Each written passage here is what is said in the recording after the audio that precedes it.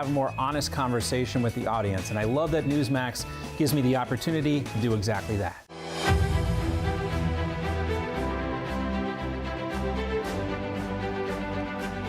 All right, good evening. You are looking live at the White House, where President Trump will be walking outside those doors any moment, headed for the Capitol within the next half hour.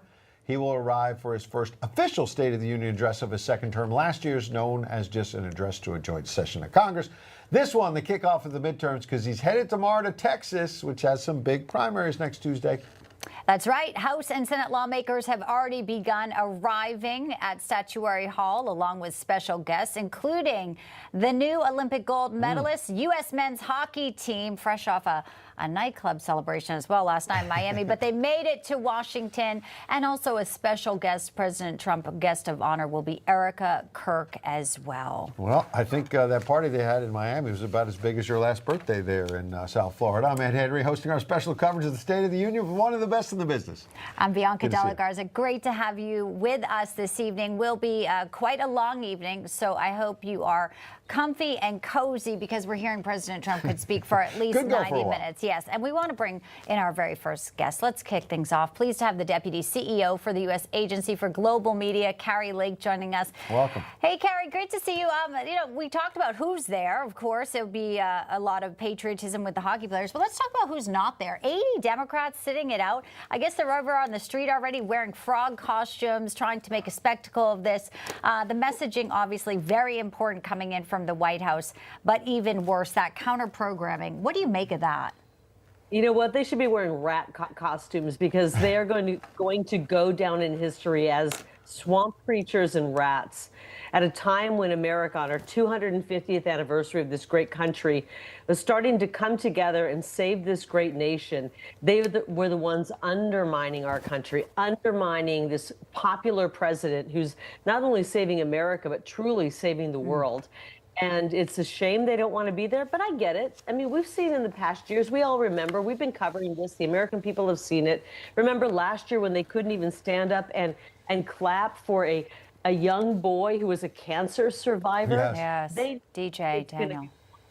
After the next, where they're going to have to sit on their pathetic hands and not clap for America. They probably wouldn't even clap. Oh, here we go, Carrie. Pardon us. There's the medal team. Pardon us, the President and the First Lady coming out. We don't mean to interrupt. You see the President pumping his right fist with the elegant First Lady, Melania Trump, and they are now in what they call the Beast, the presidential limo. The short ride over, they've locked down all the streets because the entire world knows where the Commander-in-Chief will be.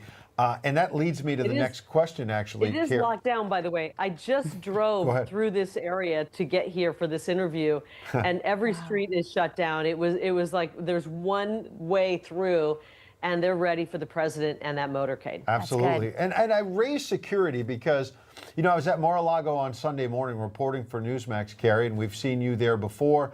It's an elegant place, but it got pretty ugly this weekend.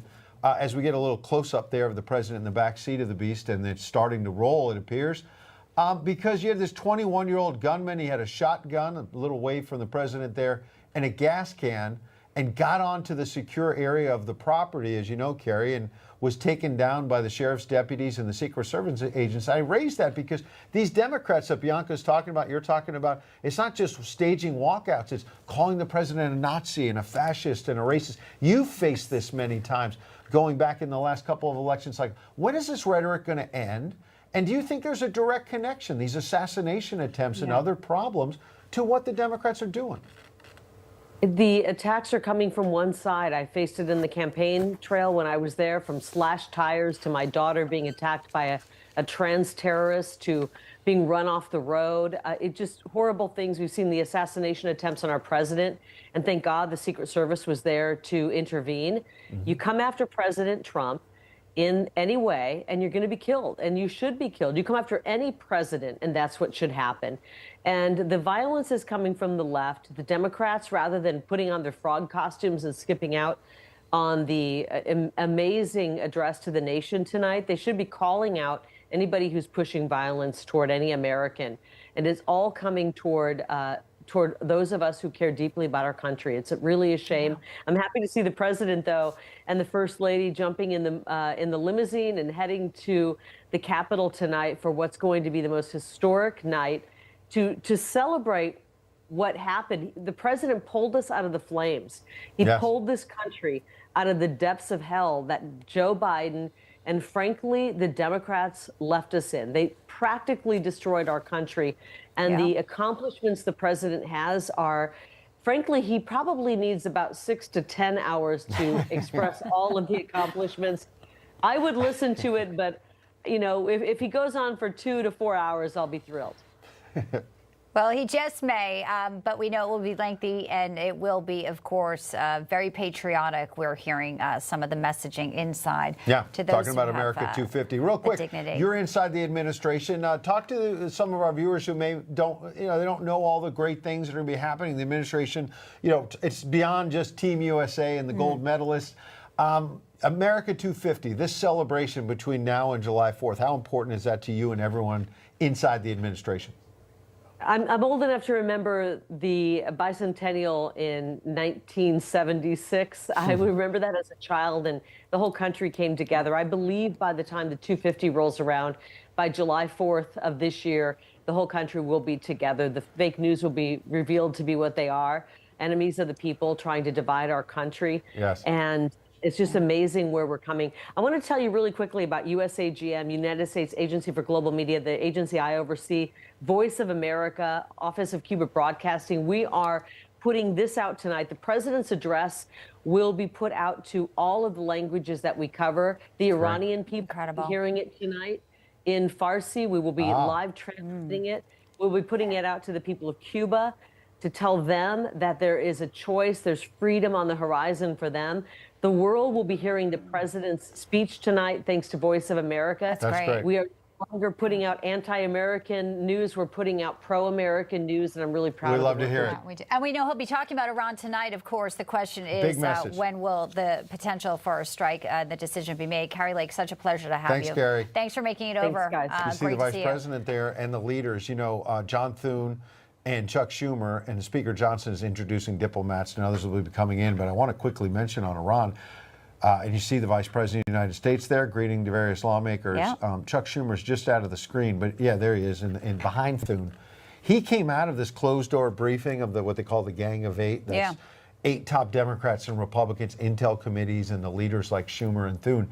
And Schumer told reporters, I can't talk about what Secretary of State Rubio discussed, but it's very serious in Iran. Yeah. And he said the president will have to prepare the American people tonight. So Chuck Schumer is suggesting that what he heard behind closed doors is that we are getting closer to military action. Also sort of echoes some of the comments that were told to reporters. You know, President had a lunch today. We were there as well. Greta was included. And they did mention that Iran would be one of the subjects tonight. I also want to mention, when you talk about Chuck Schumer, minority leader, who is just a few feet behind Senator Thune, John Thune there as well. He posted, Ed, within the past hour, Donald Trump said he's going to talk for a very long time tonight. God help us. Not sure what he thinks there is to celebrate, because America is a mess thanks to him. So Chuck Schumer, of course, trying to push on the way in. The negativity, and also looking at sort of who he's bringing, an Epstein survivor, which I know there's bipartisan, support to kind of make sure that the victims, that accountability is held. But obviously there is another message that the Democrats want to get out. But on the other hand, Chuck Schumer did using it as theatrics, not so much. Did he bring an Epstein survivor when Joe Biden was president? I don't remember that at all. No, but all right, let's check in with Luke Ball. Maybe he knows. He's joining us now, Newsmax contributor, political strategist Luke Ball. Luke, always great to see you. I spoke to Kat Kamek earlier, and she said there is a plan, like sort of a secret plan to push back on the Democrats. Maybe they're going to hold up flags or do something like that. What do you think they need to do to push back on this Democrat, walkouts and boycotts and all the rest of it? The Republicans just need to act like members of Congress. They need to act like the dignity that their office holds. And the Democrats seem to kind of up the ante every single year. I remember when it was just beyond the pale when one Republican member of Congress under the Obama administration yelled out, "You lie." One time the Democrats slammed him for that. And now they're dressing in color-coded outfits. They've got inflatable costumes outside the Capitol. They ought to be doing probably carpet wheels in the middle of the aisle. I would not be surprised if you saw the same type of theatrics where you saw Al Green, I think it was, raising his cane and shaking that back and forth. And it just undertones that they have no message for the American people, only theatrics. All right, Ashley Brassfield, also good enough to be with us, a Daily Caller correspondent. We know Virginia Governor Abigail Spanberger will deliver the Democrat rebuttal tonight. Talk to us about the choice of her, and obviously running sort of as a moderate, but then once getting in, seeing that she's really not moderate at all. And again, we're watching some of the folks filing in as well. I think Senator Ted Cruz also behind there. So, Ashley, your reaction to that, we'll see President Trump. We'll see how much of an audience she can hold after what's expected to be a pretty long State of the Union speech. Right, and that's exactly right. We saw in November of 2025 what happened in many states like Virginia and New York City and New Jersey, where Democrats kind of swept those elections. And Abigail Spanberger, as you said, kind of being seen as this moderate, but is she actually? And, Democrats, after taking control in Virginia, coming out and raising taxes already, doing things to make things unaffordable for America, which is really what Democrats ran on, was that affordability pitch here. And I think the president has gone forward to talk about things like affordability, like pricing. That's a word he's been using a lot. And I think you're going to hear that a lot in his speech tonight. So I think there's going to be a combative tone from Democrats going forward, and people like Spanberger. She's a federal employee, a former congresswoman. So I think you're going to see that messaging continue. I think it's going to be the same typical establishment Democrat talking points of, Trump is bad. And that's what you're going to hear there. And they may try and push the affordability thing, but people have to look at what they're doing in places like Virginia, and it's not working. He's also going to announce some new tax cuts as well, and that was one of the other previews tonight. The last ones are still taking effect, so if he's got more coming. Yes. All right, we appreciate you both, Luke and Ashley. Thank you. We'll be checking in with a lot of great panels. Thanks, guys. As the night goes forward. Let's just keep the picture here on the Hill for now. Thank you. Because we're going to want to pick up the sound, the natural sound in a moment here, because they're going to start announcing what they do is they have escorts coming in. Yes. Those are some senators, obviously, from both parties who will escort the president in. So next time we see the speaker hit that gavel and start making some announcements, I think there'll be a whole bunch of people coming in to welcome the president. Mike Carter, our White House correspondent, saying the motorcade has arrived at the U.S. Capitol. So President Trump is there. Speaker John Thune right here and front and center. The thing that's interesting as well is what's happening with tariffs. We're seeing the Supreme Court justices also be filing in as well. And President Trump has said they're barely invited. He doesn't even care. But will Congress also extend the new tariffs that President Trump put in after 150 days, Ed? Yeah, absolutely. And what's interesting is, as you see, Byron Donalds was there and some other House members joining the senators, is the president going to engage with these Supreme Court justices in the front row? Is he going to go after them on tariffs? Yeah. Because I remember covering a State of the Union a long time ago with Barack Obama. Oh, yeah. And he went after Supreme Court justices. The media largely let it go by. Now, if Donald Trump does it, that's when Alito said not true. And he mouthed the words not true, because Barack Obama was chastising the court and saying that with the Citizens United case, you're going to allow foreign money to flood into these campaigns. And that didn't really happen. So let's get to our next panel. Bring in Washington Examiner columnist Tina Lowe-Dozier.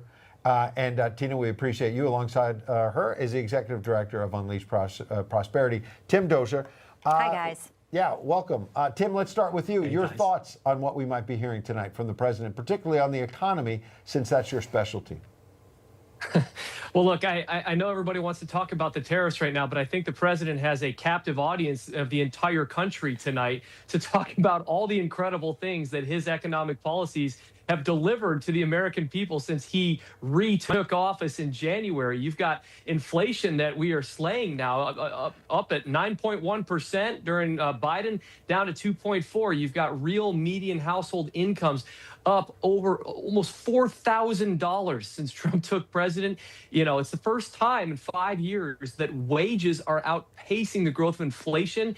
And one really incredible statistic, crime statistics, violent crime statistics, which is basically you don't have an economy if you don't have safe streets. Those are down 10, 30, 40% in the categories because of President Trump's policies. This is the kind of message we need to see tonight from the president, and I think he's going to do it. You know, it's going to be interesting to see how he strikes the balance of talking about what he's done in the first year, Tiana, but also laying his vision for ahead and encapsulating this ahead of the midterms and making sure people still feel energized to get out. Ed mentioned off the top of the broadcast he's going to Texas for one of the races there as well, where he still hasn't chosen anyone. He hasn't made a call in the Senate he Republican likes them all, primary. he says. He may go there and just campaign for Republicans in general. So it'll be interesting to see how he strikes that balance, because a lot has happened. Consumer confidence coming in with a really good number for the month of February today, but also laying out what's yet to come, Tiana, and the things that people will feel, especially when, hey, those tax refund checks start coming back into the mail. Yeah, President Trump has made clear he doesn't want to be a lame duck, as any other second-term president would be at this point. He really cares about those midterms because Democrats have already made clear if they get back the House, they're going to try and impeach him again. They're going to try and do lawfare again. But look, I think that my better half points out that the record President Trump can run on, ignore the tariffs for a moment.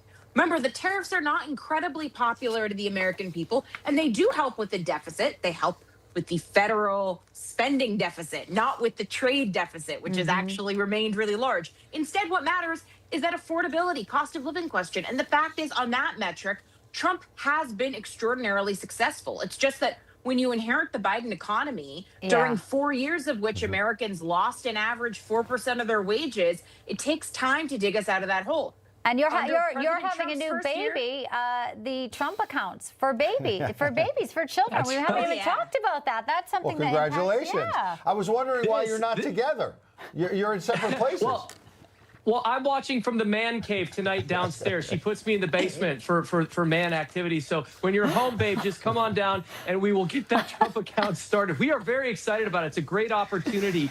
And I believe Trump's going to talk about that tonight because we are changing the narrative. Social Security is not going to be there, or likely not going to be there. So we got to take the future into our own hands. And thanks to these Trump accounts, we're going to do that. All right. Well, Tim and Tiana, congratulations on the baby that's on the way.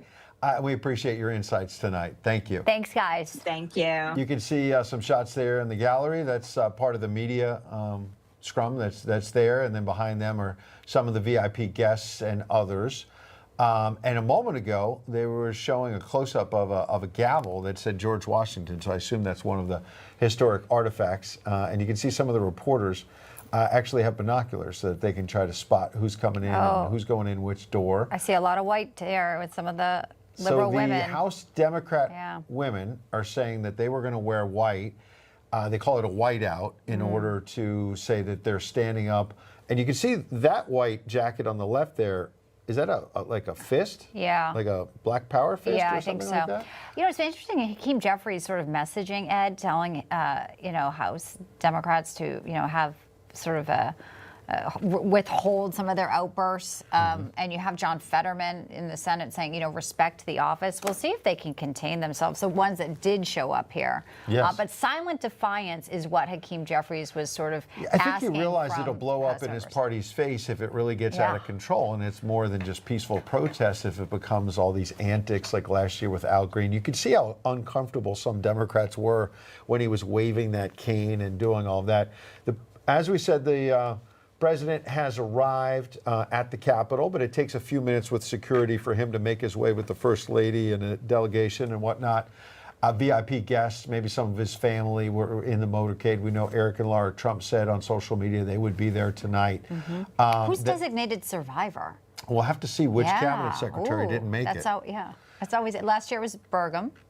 Oh. Yeah, so it's interesting. Even though they didn't call it a State of the Union, they just called it an address, address to a joint session of Congress. Your first year it's not a State of the Union. That's right. So he had 3 in his first term, I guess, and 1 now.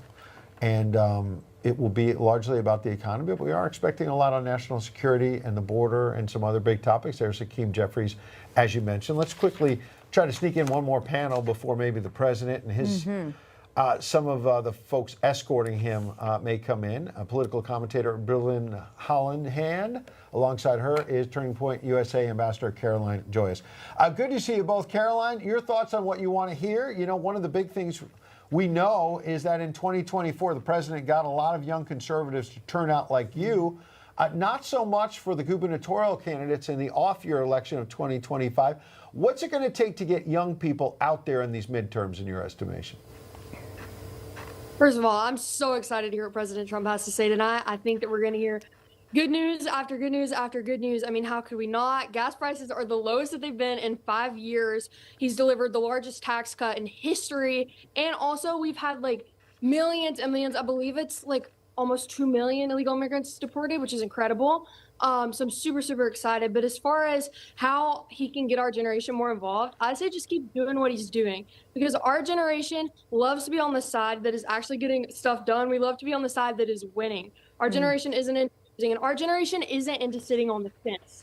Our generation is passionate, and I think that as long as we have a strong leader, we're happy to follow him. So. Speaking of winning, men's gold Olympic champions will be there. They had a great story. Brylan, conservative men played a difference in youth in America. You had a book called One Generation Away. You talked about that, obviously, with President Reagan bringing guests. That sort of is a tradition. We see President Trump bringing Erica Kirk. Let's hold on for a second and listen in to Speaker Johnson. Pennsylvania, Mr. Reschenthaler. The gentleman from Utah, Mr. Moore. Gentlewoman from Indiana, Mrs. Houchin. The gentleman from Oklahoma, Mr. Hearn. The gentleman from New York, Mr. Jeffries. The gentleman from California, Mr. Aguilar. The gentleman from California, Mr. Liu. The gentlewoman from Washington, Mrs. Delbene. The gentlewoman from Michigan, Mrs. Dingell. The President of the Senate, at the direction of that body, appoints the following senators as members of the Committee on the part of the Senate to escort the President of the United States into the House chamber. The Senator from South Dakota, Mr. Thune. The Senator from Wyoming, Mr. Barrasso. The Senator from Arkansas, Mr. Cotton. The Senator from West Virginia, Mrs. Capito. The Senator from Oklahoma, Mr. Lankford. The Senator from South Carolina, Mr. Scott. The Senator from New York, Mr. Schumer.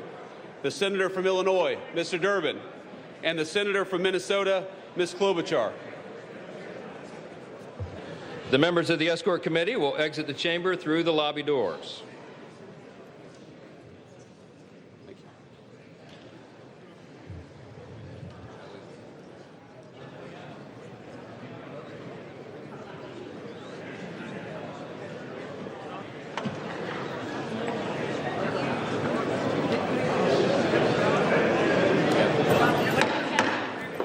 Mr. Speaker, the Acting Dean of the Diplomatic Corps.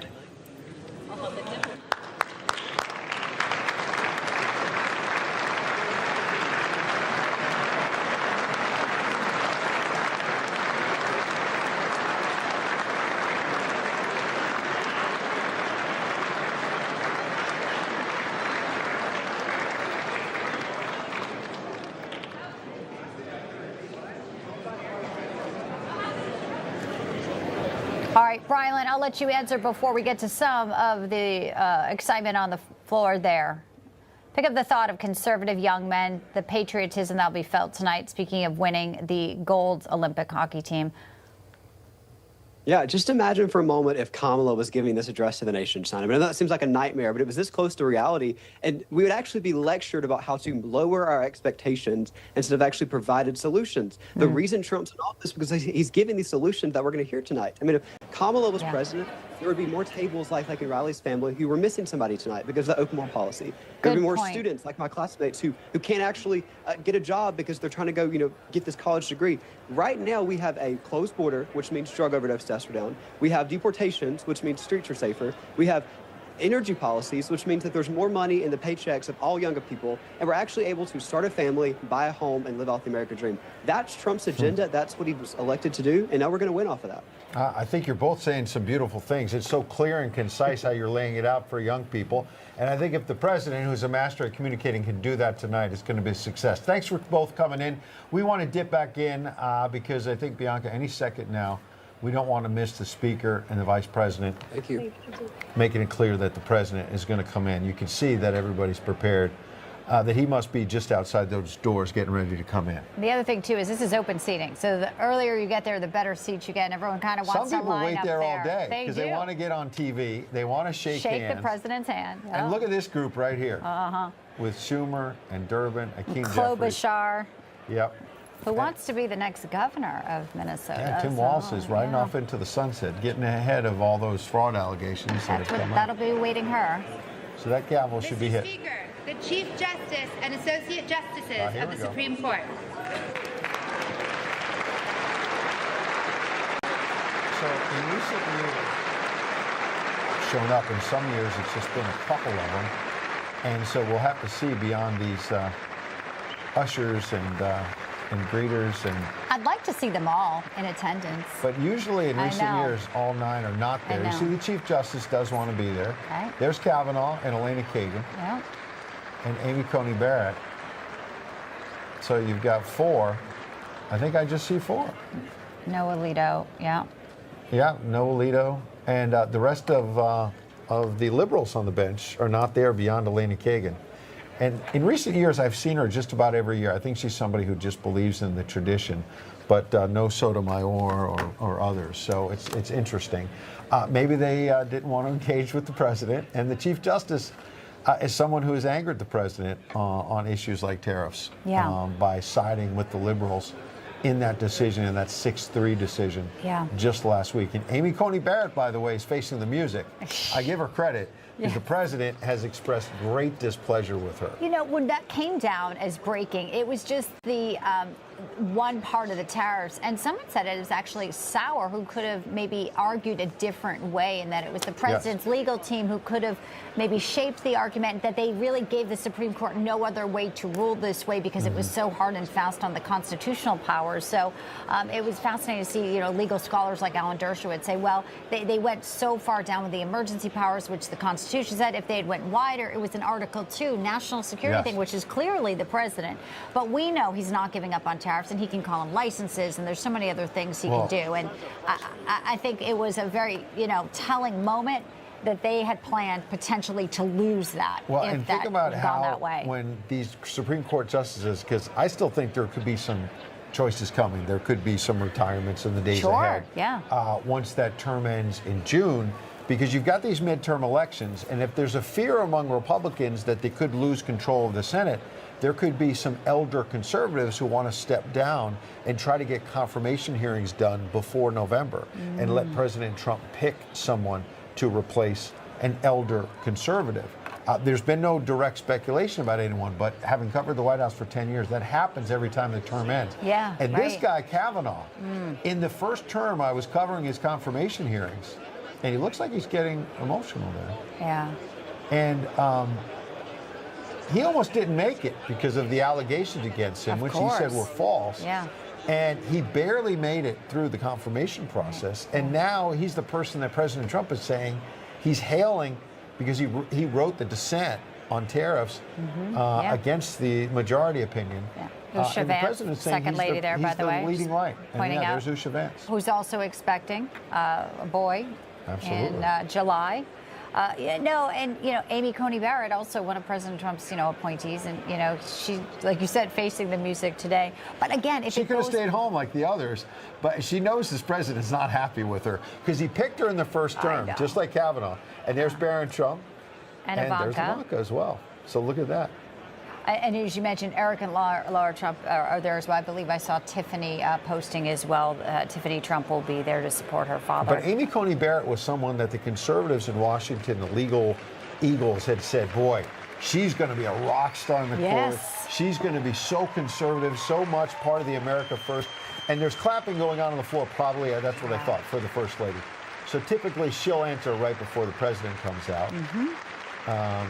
And Such a, traditions here and just kind of watching it unfold, but also knowing the unpredictability of who will perhaps stand up and what will happen. It kind of gives it such an interesting viewership, why everyone's sort of at the edge of this seat, Think about this woman who, in the first term in particular, all the magazines shunned her, and the left didn't want to give her any credit for any of the great, Be Best initiatives and whatnot. And now in the second term, she's not that she tried to please him before, but now she's really carving out her own path. Mr. And this Speaker, film and the documentary President's was amazing. I loved it too. Yeah. All right, here comes And the the cabinet. Yeah. And you see the Secretary of State, Secretary of Treasury leading the way. Secretary of War, Absolutely, there's Pete Pete Hegseth, is Hegseth. right behind there, dealing a lot with AI recently, so that's going to be interesting to see with. And what it looks is like Pam Bondi's coming up, so we'll see which cabinet member's not there. Right. And Tim Burchett is one of the guys you can see on the left there in Tennessee who got from Tennessee who got there early so he can get on TV and shake everybody's hands. Yeah. There's RFK Jr. with the Maha. Scott Turner, HUD Secretary. My son was sending And Brooke these. Rollins, I believe I see there, Secretary of Agriculture. So, and it looks like Doug Burgum's coming up. So Yeah. he's not the designated survivor. this. He's not staying home this year. My son just sent me some prop bets that are out there. The young people like all these. Yes, they do. Like the Super Bowl bets. And what will the president name? And will he say mental institutions? Because, he likes to say, they've let everybody out of the prisons and the mental institutions. And will he say Maha? And people are betting on what he'll say. And hot was another one because he always says we have the hottest country. The How many hottest. times he'll say it too? Will he say it more than 10 times, I more have than to 20 say, times? Susie Chief of Wiles Staff. there and Lee Zeldin, EPA Commissioner. I believe I see Kristi Noem right in front of Susie And there's Russell Wiles Vogt as well, the OMB chief. And Secretary Rubio was in the Caribbean this week. I believe he was talking to some of the countries there. I mean, obviously, with everything going on in Venezuela. I think the he's planning shipping next to go routes to Israel. There have been some reports. You have these talks in Geneva on Thursday to potentially stave off U.S. military action against Iran. There's going to be talks between the U.S. and Iran and some intermediaries in Geneva on Thursday. You see the military leadership Dan there. Kane. And Joint Chiefs Chairman. And again, Robert F. Kennedy Jr. But Secretary of State Rubio is supposed to be heading to Israel to speak with Prime Minister Netanyahu and others, undoubtedly the IDF, for potential joint operations that could be coming together. And you're right, Kristi Noem is there in the back. She's been under fire. And there's Sean Duffy, the Transportation Secretary. Also, Secretary of Energy Chris Wright was there. We're still trying to play the game of who's designated survivor here. So I haven't seen our friend Doug Collins. Oh, interesting. Yes. Veterans Affairs Secretary. Could that be the one? Could be. You mentioned Dan Kane, Joint Chiefs Chairman. He's been advising the president as well, obviously, on Iran and strikes, and some reporting broke this week, Ed, about when you talked about the preparations. He's got some concerns that it could take longer than others are telling the president. It's not a fast in, fast and out. that it would be better maybe not to launch attacks. Howard Lutnick there, obviously. Reaching out to Chuck Schumer, who barely wanted to shake his hand. Isn't it amazing how a lot of these Democrats, they don't even want to say hello to the other side. It's incredible that Lutnick had to walk up to him. And there's a CIA chief as well, John Ratcliffe. He was in this closed-door briefing today with the Secretary of State, Marco Rubio, which is interesting because that tells you that they were also talking about sensitive intelligence, about what we know about what's happening inside Tehran right now.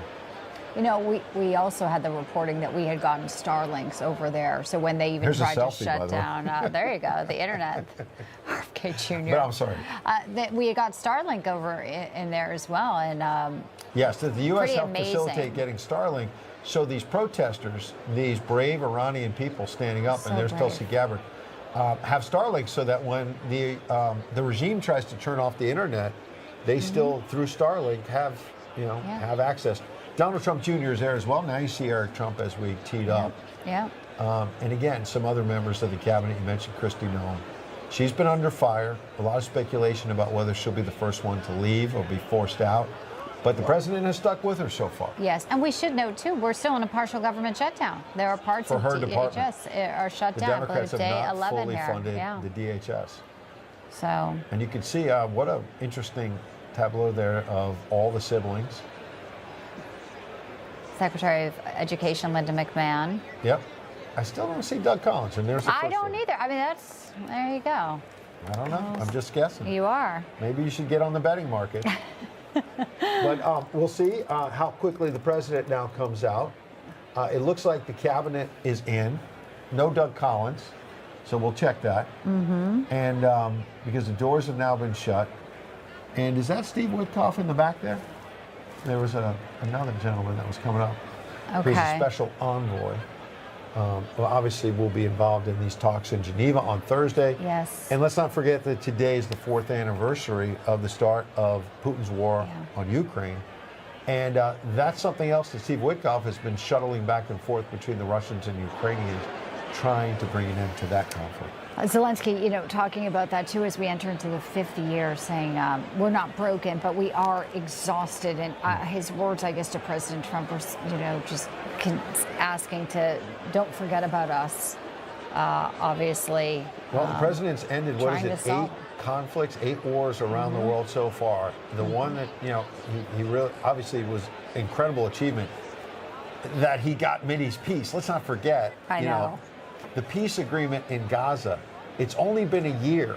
And when people start saying, well, what has he really accomplished? Chuck Schumer, you read this tweet. What is he happy about? What has he gotten? What is it?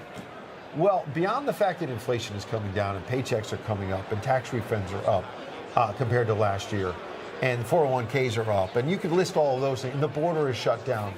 We got Mideast peace, which other presidents in both parties could not get. And there's still a lot. We got to make sure that it holds. But the Democrats are just so sour on everything. It's amazing, though. And even in his first administration, Ed, with the Abraham Accords, which were also historic, there was not credit for that as well. And then you had October the 7th on Joe Biden's watch. You had the Ukraine war on Joe Biden's watch. Here he comes in. And again, forging peace in the Middle East, reshaping. And the Board of Peace, the countries that have signed on, it is because of Donald Trump. Yeah, and he's getting momentum on that. But let's not forget, he said in the campaign that he could solve the Russia-Ukraine war on day one. And obviously he didn't mean literally the first day, but he meant early on. He thought he'd have it done by the first year, let's be honest. And Putin hasn't wanted to budge. And Zelensky screwed up at the very beginning when he came in the Oval Office, and the president said, you don't have the cards. And he showed no gratitude for the billions of dollars the U.S. taxpayer has given. So there have been a lot of stumbles there.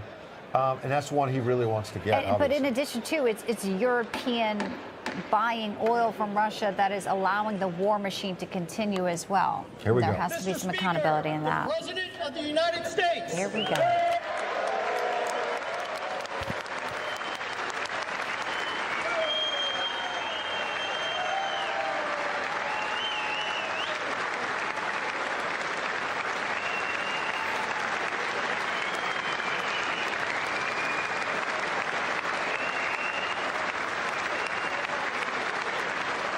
Well, he's shaking a lot of hands. We'll see what happens when he reaches the Supreme Court.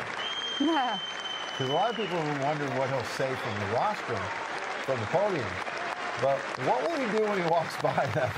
Which he'll eventually do when he goes down this aisle. He's going to have to, You right? can see the House Republican leaders behind him, and Scalise and Tom Emmer from Minnesota, in addition to John Thune, the Senate Republican leader. And Barrasso. Yeah. But I would also say, can I just say, Yeah.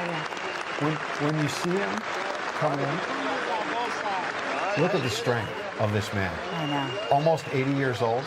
Going all day. And the Democrats like to say he's not in good health. Look how strong this man is, traveling around the world, giving speech after speech, about to speak for an hour and a half or more. Yeah, Looks strong, as strong as he did maybe during the first term. No, he does. And I think this gives him energy too. The difference that, he knows this is his legacy that he's building here in his second term. What I think also is notable is hear the crowd. Let's listen to the cheering. I mean, this is with some. So James There's people Rosen, on the street. Yeah. The Democrats who didn't want to come, if they thought it was going to be, empty house here, they're going to have the roar of laughter. Yes. Of clapping. And James Rosen, our chief Washington correspondent, is going to join us. He's covered a lot of these. And it's nice to have you with us, James. The president's taking some selfies and enjoying, the company of lawmakers, largely Republicans. He's about to make the turn past Chief Justice Roberts, and we're going to want to watch that with you. Tell us, set the scene. What's going on inside the Capitol, James? Well, this is a moment of high drama and high stakes for President Trump and his administration, Ed and Bianca, as we head into the midterm elections and as we continue to watch the president make his way down the aisle. As you mentioned, soon he will be passing the 4 Supreme Court justices. He's shaking each hand, James. He's shaking each one. He just reached Amy Coney Barrett, who he's not happy with, but he shook Elena Kagan's hand in addition to Justice Kavanaugh and Chief Justice Roberts. And now he's greeting, obviously, the military leadership, James, when Iran is front and center on a lot of minds tonight. For sure, and it's worth noting the president in graciously greeting those members of the Supreme Court.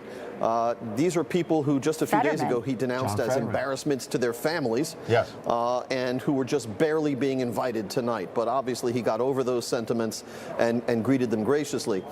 We heard, of course, from William McFarland, the House Sergeant at Arms, the famous opening to these proceedings. Mr. President, Mr. Speaker, the President of the United States. There you go. Look, President Trump has done a lot since he addressed the joint session of Congress back on March 4 of last year, almost exactly a year ago. He has effectively shut down the southern border. He slashed the federal workforce by 300,000 people. He has signed some 220 executive orders that have done a number of things, from reclassifying marijuana to reaffirming that gender is assigned at birth. He has accomplished a lot on the world stage as well. The bombing of the Iranian nuclear facilities, the capture of Nicolas Maduro, the ending of the Gaza war, the return of the hostages. What he has not done to date is alleviate Americans' anxieties about the economy. And this is reflected in the polling numbers. We appreciate it, James. We're going to listen into the president here as he, president is now looking up to his family a moment ago, waved to the First Lady and others. We appreciate it, James. And he did, as James was talking, shake hands, as you noted, with John Fetterman, one of the only Democrats who gives him some grace these days. Let's listen in and get a little natural sound of the president.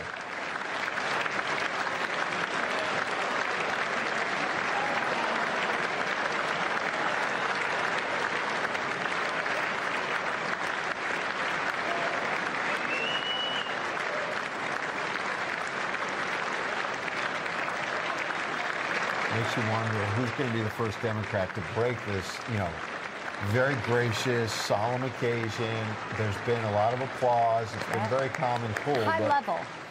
Very high level. Members of Congress, I have the high privilege and distinct honor of presenting to you the President of the United States.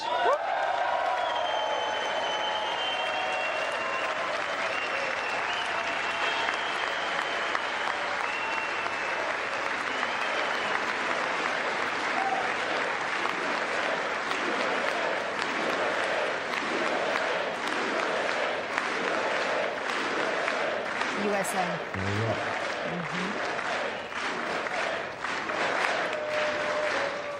Well, thank you very much, everybody. It's really an honor. Speaker Johnson, Vice President Vance, First Lady of the United States.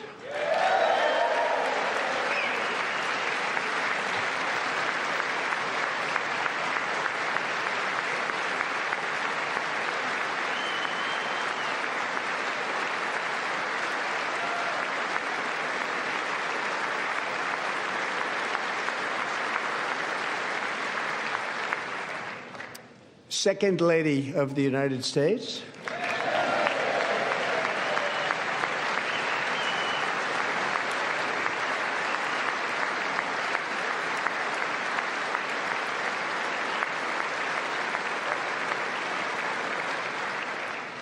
Members of Congress and my fellow Americans, our nation is back, bigger, better, richer, and stronger than ever before.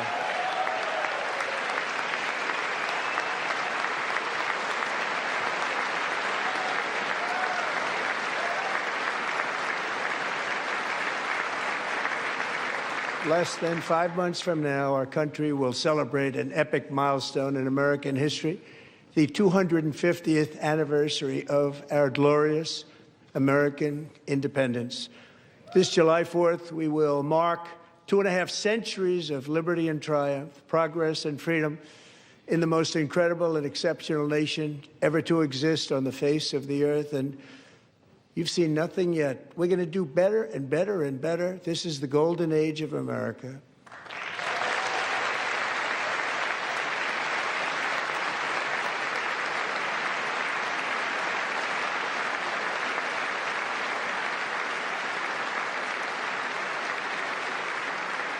When I last spoke in this chamber 12 months ago, I had just inherited a nation in crisis with a stagnant economy, inflation at record levels, a wide open border, horrendous recruitment for military and police, rampant crime at home, and wars and chaos all over the world. But tonight, after just 1 year, I can say with dignity and pride that we have achieved a transformation like no one has ever seen before, and a turnaround for the ages. It is indeed a turnaround for the ages.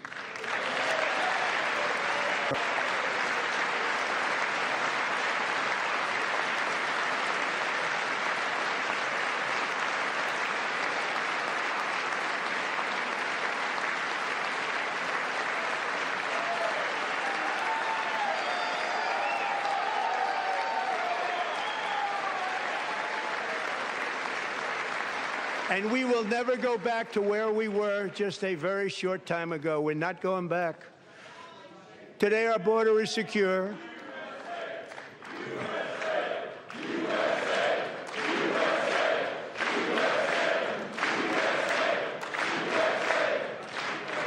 Thank you. Today, our border is secure. Our spirit is restored. Inflation is plummeting. Incomes are rising fast. The roaring economy is roaring like never before, and our enemies are scared. Our military and police are stacked, and America is respected again, perhaps like never before.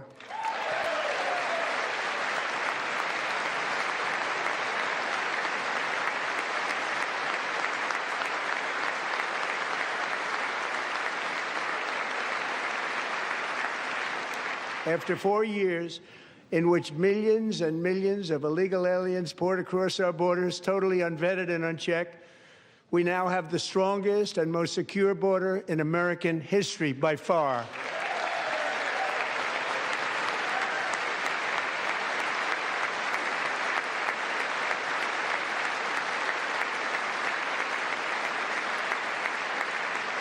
In the past 9 months, 0 illegal aliens have been admitted to the United States.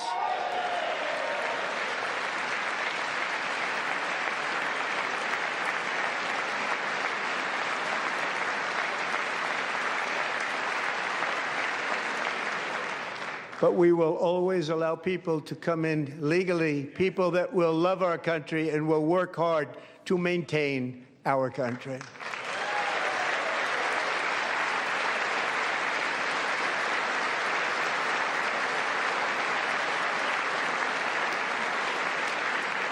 The flow of deadly fentanyl across our border is down by a record 56% in 1 year.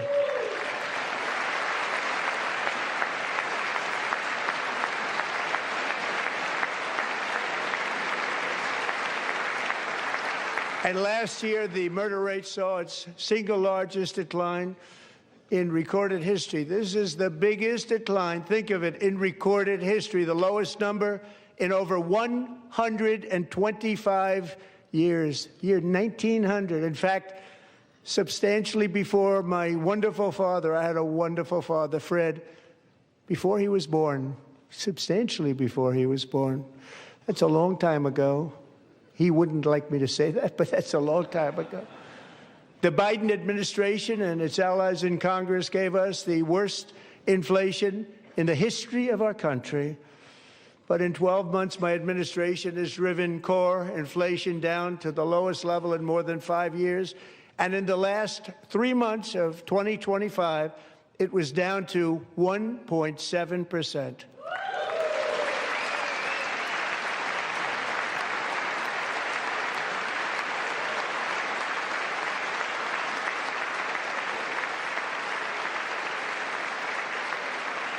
Gasoline, which reached a peak of over $6 a gallon in some states under my predecessor, it was quite honestly a disaster, is now below $2.30 a gallon in most states, and in some places, $1.99 a gallon. And when I visited the great state of Iowa just a few weeks ago, I even saw $1.85 a gallon for gasoline.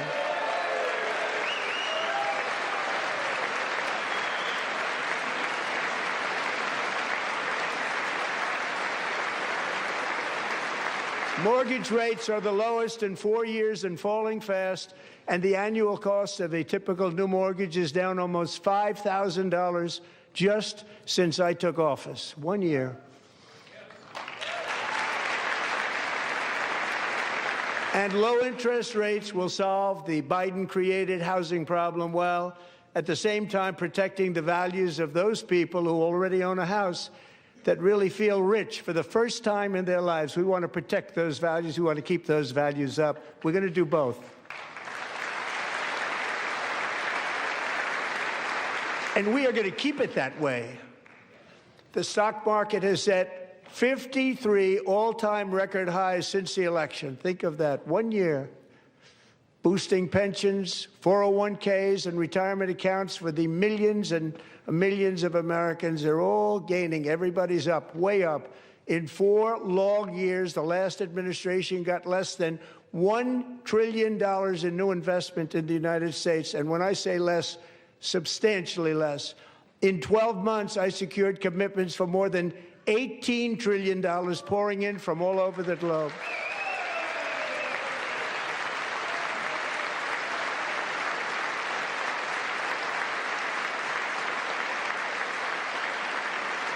Think of it, much less than $1 trillion for 4 years versus much more than $18 trillion for 1 year. What a difference a president makes.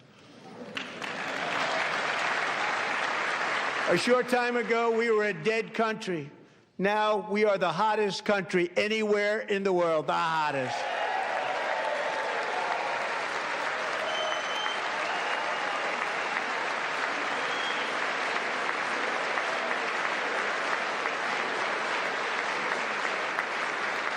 As thousands of new businesses are forming and factories, plants, and laboratories are being built, we have added 70,000 new construction jobs in just a very short period of time. It's getting bigger and bigger and stronger.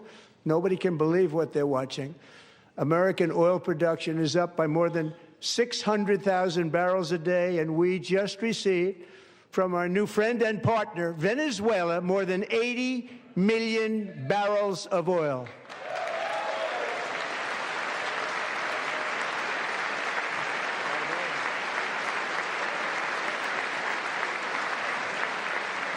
American natural gas production is at an all-time high because I kept my promise to drill, baby, drill.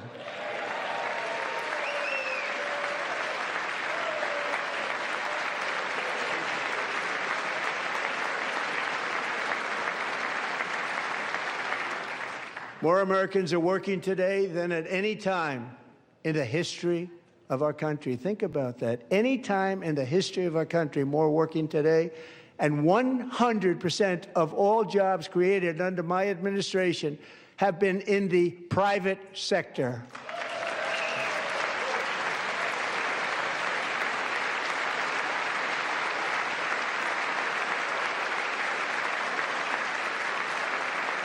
We ended DEI in America.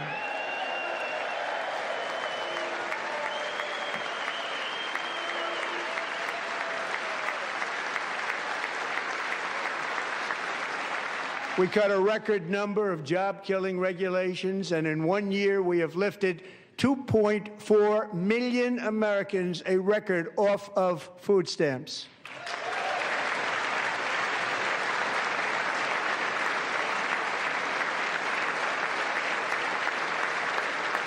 And for all of these reasons, I say tonight, members of Congress, the state of our union is strong.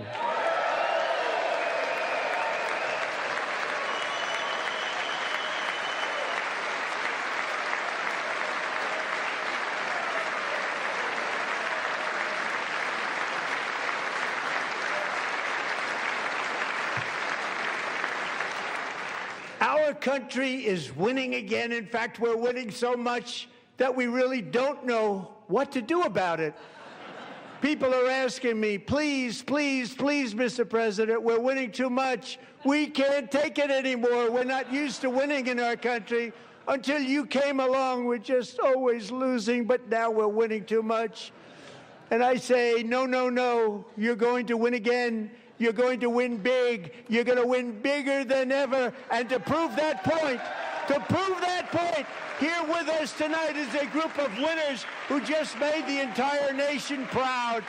The men's gold medal Olympic hockey team. Come on in.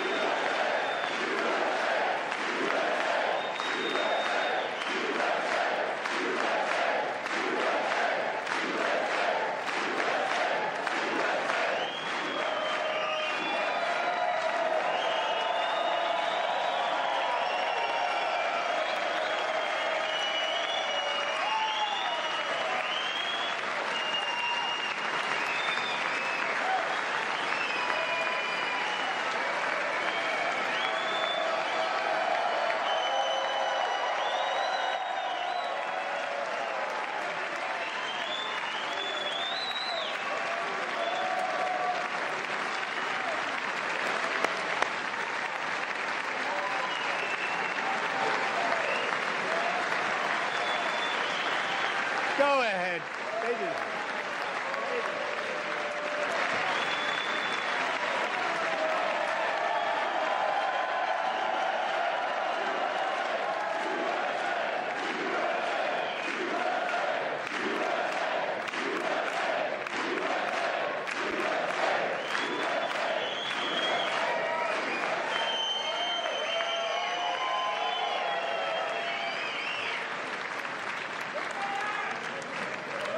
That's the first time I've ever seen them get up.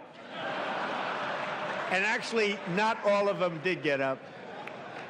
But they beat a fantastic Canadian team in overtime, as everybody saw, as did the American women who will soon be coming to the White House.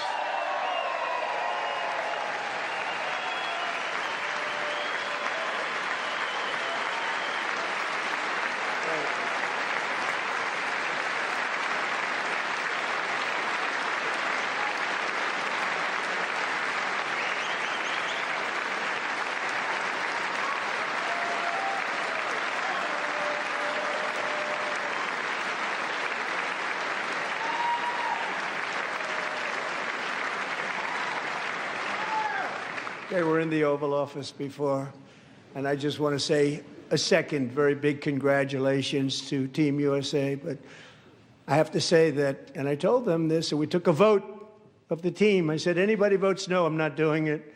So they stood there, and they weren't about to say no, because I've never seen a goaltender play as well as goalie Connor Hellebuck.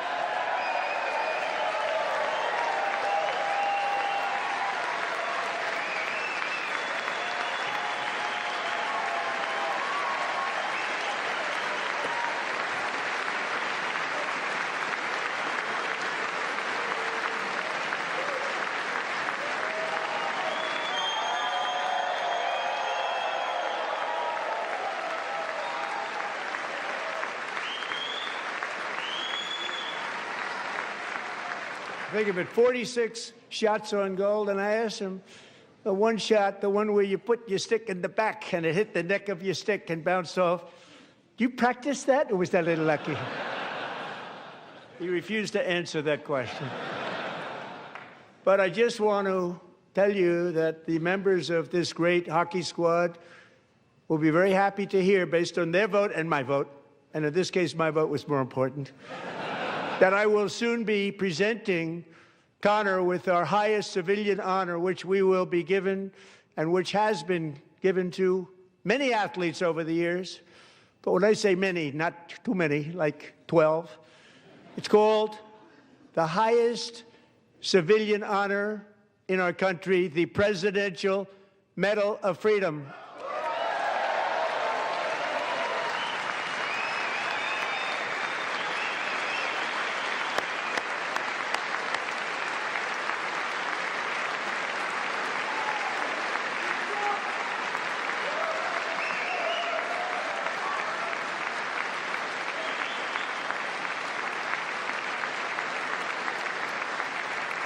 Great athletes have gotten that, very great, the best. And I thought he deserved it. And I did take a vote, every single one of them. I said, I'm not giving it if anybody goes no. And every single one of them rapidly put up their hand. So I want to thank you. What a special job you did. What special champions you are. Thank you very much.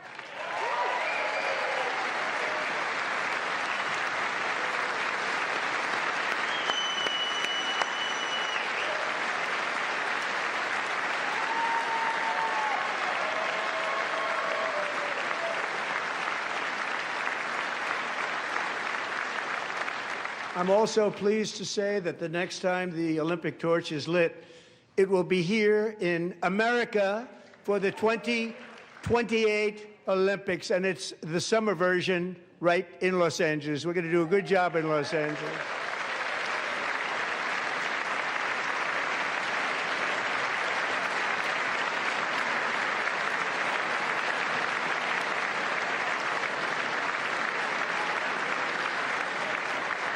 And Los Angeles is going to be safe, just like Washington, D.C. is now one of the safest cities in the country.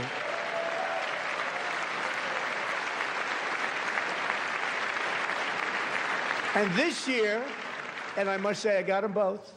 I got them in my first term, and I was disappointed because I didn't think I'd be the president when this happened. But strange things took place. And now I've got them because I got the Olympics, I got the 2026 FIFA World Cup, and I wanted to claim the 250th, but I didn't get away with that one. I couldn't claim that one for myself. But we're getting the World Cup, so we have the World Cup and the Olympics coming, and that is exciting news.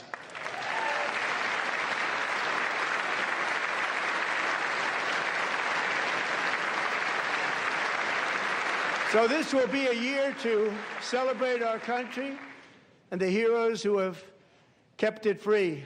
Men like Buddy Taggart. At age 17, Buddy volunteered to defend America in World War II, serving in the Pacific under the great General Douglas MacArthur. He fought bravely in the famous Battle of Manila, worked so hard. He was badly wounded and almost killed by enemy machine guns in Luzon. And 81 years ago this month, he liberated the largest internment camp in the Philippines, one of the largest anywhere in the world. But he earned many honors, including a Purple Heart and a Bronze Star, came home, started a family, and tonight he is in the gallery looking forward to July 4th, 2026, his 100th birthday.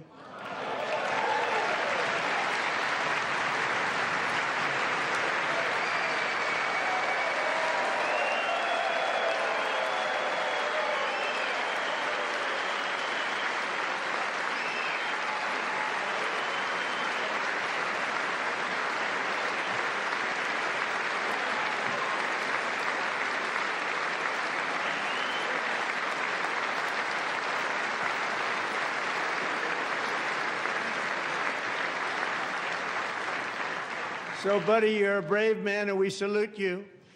Even in times of challenge, setback, and immense heartache, the spirit of 1776 has always shone through very brightly. It was July 4th of last year when floodwaters tore through a girls' summer camp in Central Texas, one of the worst things I've ever seen. I was there, rising 26 feet in the matter of minutes, tragically claiming many, many lives. You all remember that one.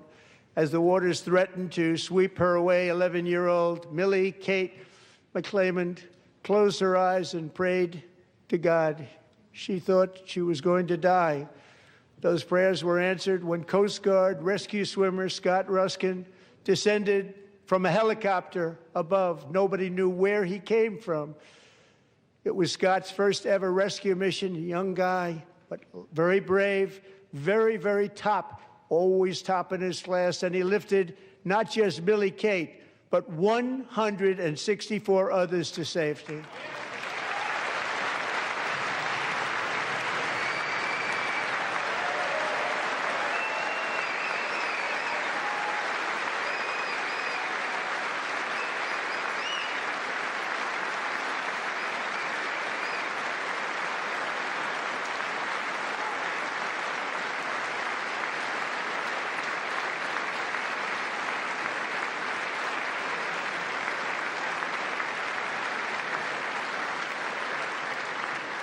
People watched Scott from a distance, and they couldn't believe what they were seeing. The winds were blowing, the rain was pouring, everything was going, and that rapid water, nobody's ever seen anything like it. They said, wow, that's something. Tonight, Scott and Millie Kate are here together, reunited for the very first time. Thank you, Scott, Millie Kate.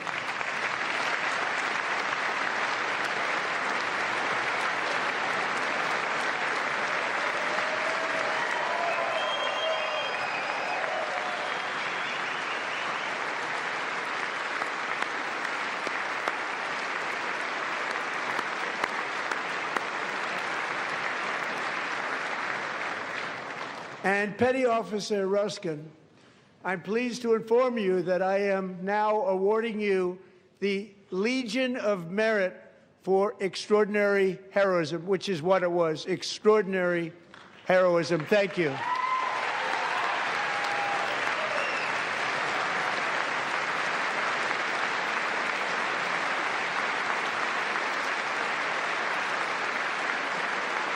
And I'd like to have the military aide to please come down and take care of the service. Military aide, thank you very much. Take care of that very important service. Thank you very much. From 1776 to today, every generation of Americans has stepped forward to defend life, liberty, and the pursuit of happiness. And they're really doing it for the next generation. But now it's our turn. Together we're building a nation where every child has the chance to reach higher and go further, where government answers to the people, not the powerful, and where the interests of hardworking American citizens are always our first and ultimate concern. That is the debt we owe to the heroes who came before us, and that is the promise we must keep to America for our 250th year. Last year, I urged this Congress to begin the mission by passing the largest tax cuts in American history, and our Republican majorities delivered so beautifully. Thank you, Republicans.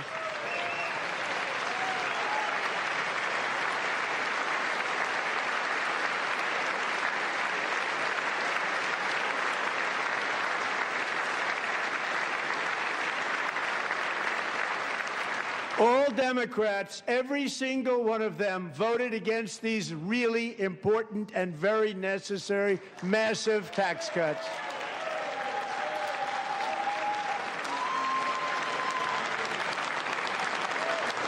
They wanted large-scale tax increases to hurt the people instead.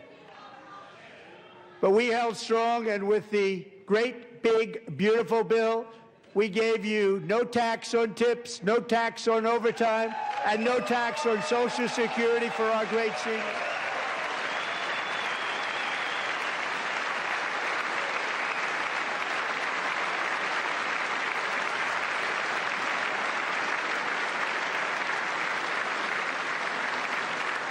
And we also made interest on auto loans tax deductible the first time, but only if the car is made in America.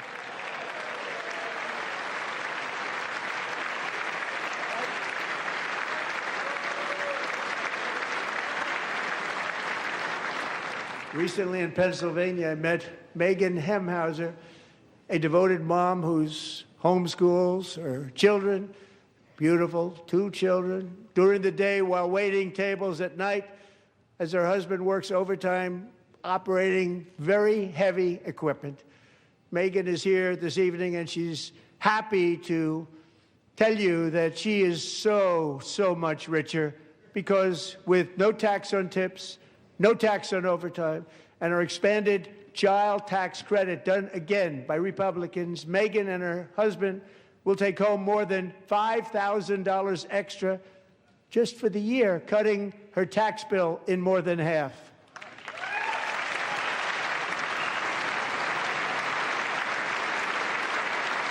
Megan, please stand up. We're fighting for you, Megan.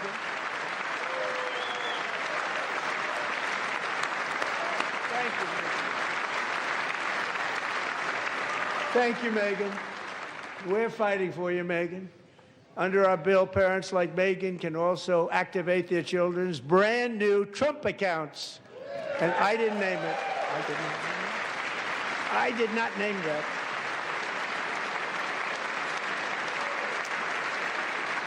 Nobody believes me, but I did not name it. It was named by a very tall man sitting right there in the third row. Nice man, a good man. Tax-free investment accounts for every American child. This is something that's so special and has taken off and gone through the roof. Millions will be pre-funded courtesy of the U.S. Treasury and private individuals like Michael and Susan Dell, who have donated $6.25 billion to fund the Trump accounts for 25 million American children. They're great people.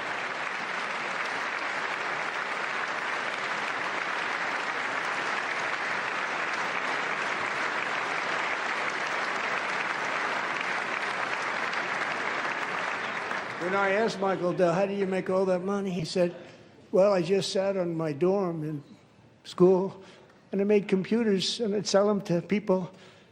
And I just kept selling and selling and selling, and pretty amazing story. That's called the American dream. He sold a lot of computers, a lot of those laptops, so I congratulate him on that, but I really thank him and Susan, as well as others like Brad Gerstner, a very tremendous guy. He was behind it right from the beginning. Brad Gerstner. Thank you, Brad.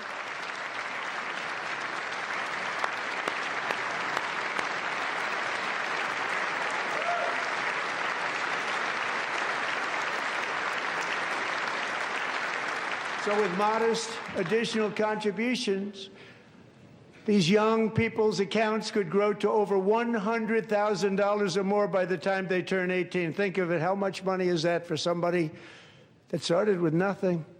Over 100,000, could be much more than that. To make this investment in our children's future, go to trumpaccounts.gov, trumpaccounts.gov. And a lot of people are doing it. It's setting every record in the book. It's popular. They knew what it was going to take. I'm so proud of them. I'm so proud of the people that got it started. And now it's just taken off. One of the primary reasons for our country's stunning economic turnaround, the biggest in history, where the Dow Jones broke 50,000 4 years ahead of schedule, and the S&P hit 7,000, where it wasn't supposed to do it for many years, were tariffs. I used these tariffs, took in hundreds of billions of dollars to make great deals for our country, both economically and on a national security basis. Everything was working well. Countries that were ripping us off for decades are now paying us hundreds of billions of dollars. They were ripping us so badly, you all know that. Everybody knows it. Even the Democrats know it. They just don't want to say it. And yet these countries are now happy, and so are we. We made deals. The deals are all done. And they're happy. They're not making money like they used to, but we're making a lot of money. There was no inflation, tremendous growth, and the big story was how Donald Trump called the economy correctly, and 22 Nobel Prize winners in economics didn't. They got it totally wrong. They got it really wrong. And then just 4 days ago, an unfortunate ruling from the United States Supreme Court. It just came down. It came down. Very unfortunate ruling. But the good news is that almost all countries and corporations want to keep the deal that they already made, right, Scott? Knowing that the legal power that I, as president, have to make a new deal could be far worse for them, and therefore they will continue to work along the same successful path that we had negotiated before the Supreme Court's unfortunate involvement. So despite the disappointing ruling, these powerful, country-saving, it's saving our country, the kind of money we're taking in, peace-protecting. Many of the wars I settled was because of the threat of tariffs. I wouldn't have been able to settle them without. Will remain in place under fully approved and tested alternative legal statutes. And they have been tested for a long time. They're a little more complex, but they're actually probably better, leading to a solution that will be even stronger than before. Congressional action will not be necessary. It's already time-tested and approved. And as time goes by, I believe the tariffs paid for by foreign countries will, like in the past, substantially replace the modern-day system of income tax, taking a great financial burden off the people that I love.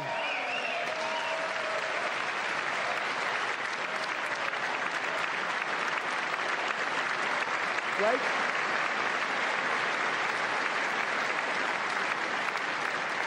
Moving forward, factories, jobs, investment, and trillions of dollars will continue pouring into the United States of America because we finally have a president who puts America first. I put America first. I love America.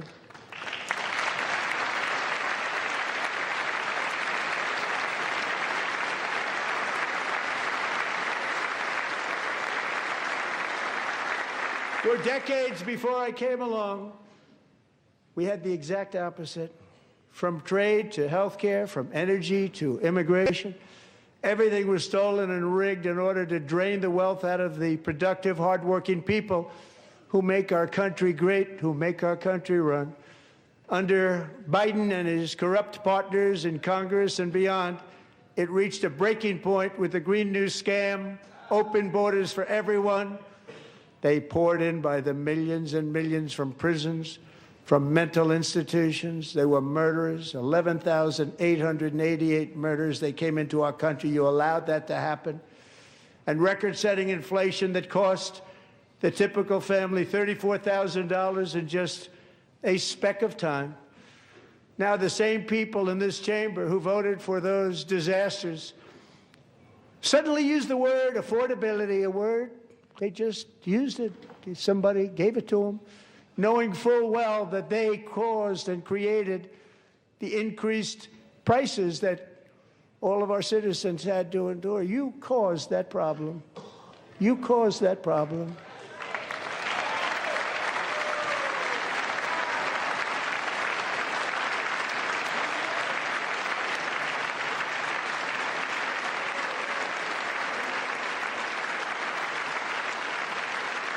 They knew their statements were a lie. They knew it. They knew their statements were a dirty, rotten lie. Their policies created the high prices. Our policies are rapidly ending them. We are doing really well. Those prices are plummeting downward.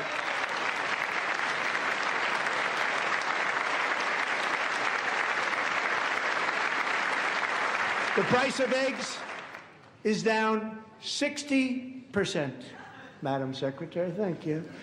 The cost of chicken, butter, fruit, hotels, automobiles, rent is lower today than when I took office by a lot. And even beef, which was very high, is starting to come down significantly. Just hold on a little while, we're getting it down. And soon you will see numbers that few people would think were possible to achieve just a short time ago. Nobody can believe when they see the kind of numbers, and especially energy, when they see energy going down to numbers like that, they cannot believe it. It's like another big tax cut. I'm also confronting one of the biggest ripoffs of our times, the crushing cost of health care caused by you. Since the passage of the Unaffordable Care Act, sometimes referred to as Obamacare, big insurance company has gotten rich. It was meant for the insurance companies, not for the people. With our government giving them hundreds and hundreds of billions of dollars a year as their stock prices soared 1,000, 1,200, 1,400, and even 1,700%, like nothing else. That's why I introduced the great health care plan. I want to stop all payments to big insurance companies and instead give that money directly to the people so they can buy their own health care, which will be better health care at a much lower cost.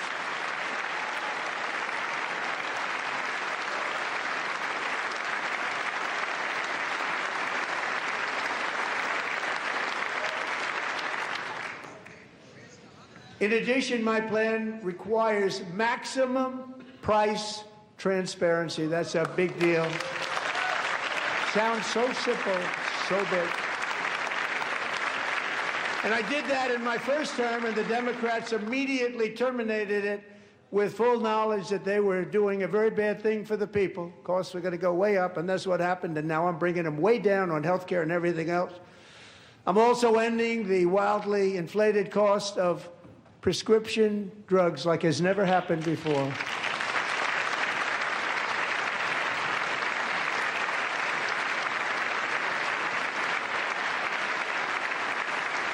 Other presidents tried to do it, but they never could. They tried. Most didn't try, actually. But they tried. They said they tried. They couldn't do it. They didn't even come close. They were all talk and no action. But I got it done. Under my just enacted most favored nation agreements, Americans who have for decades paid by far the highest prices of any nation anywhere in the world for prescription drugs will now pay the lowest price anywhere in the world for drugs. Anywhere. The lowest price.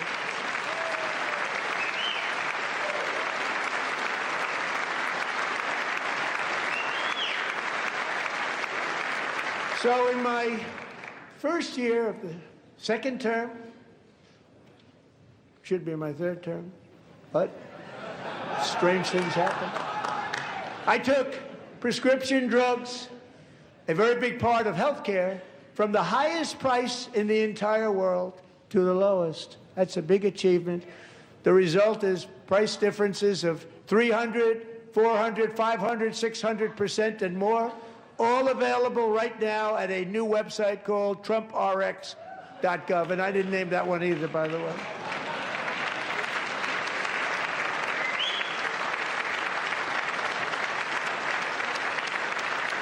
And here tonight is the very first customer ever to get that big discount, and it is big, Catherine Rayner. For 5 years, she and her husband have struggled with infertility, and they turned to IVF. One drug has been costing Catherine $4,000 to purchase, but a few weeks ago, she logged onto the TrumpRx website and got that same drug that cost $4,000, got it for under $500. A reduction of much more, actually, than $3,500. Catherine, we are all praying for you, and you're going to be a great mom.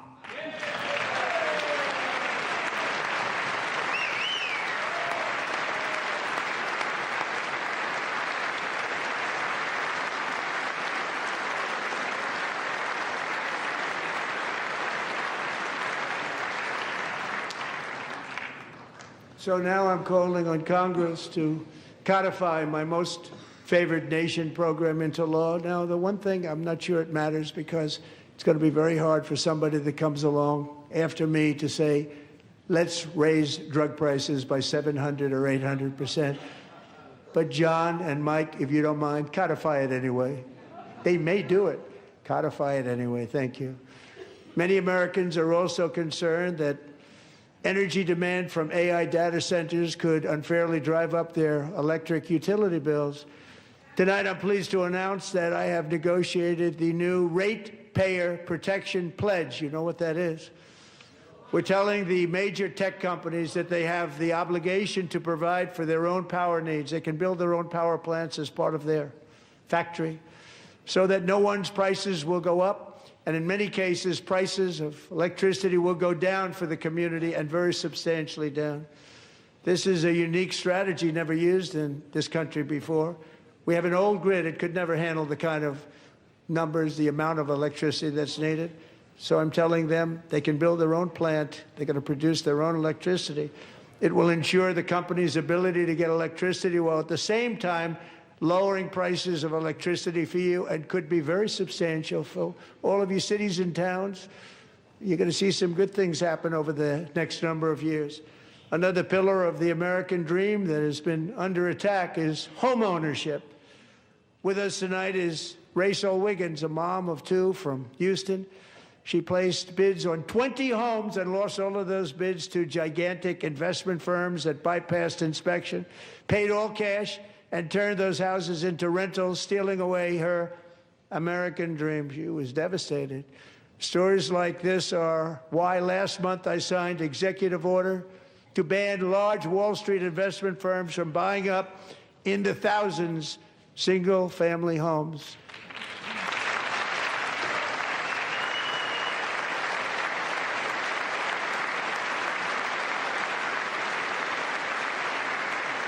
And now I'm asking Congress to make that ban permanent, because homes for people, really, that's what we want. We want homes for people, not for corporations. Corporations are doing just fine. Raysel, thank you very much. Good luck with your home. You'll get one soon.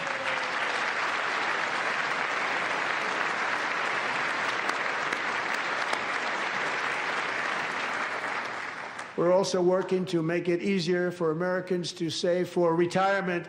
And under this administration, we will always protect Social Security and Medicare. They are not protecting it for our seniors. We will always protect Social Security, Medicare, Medicaid.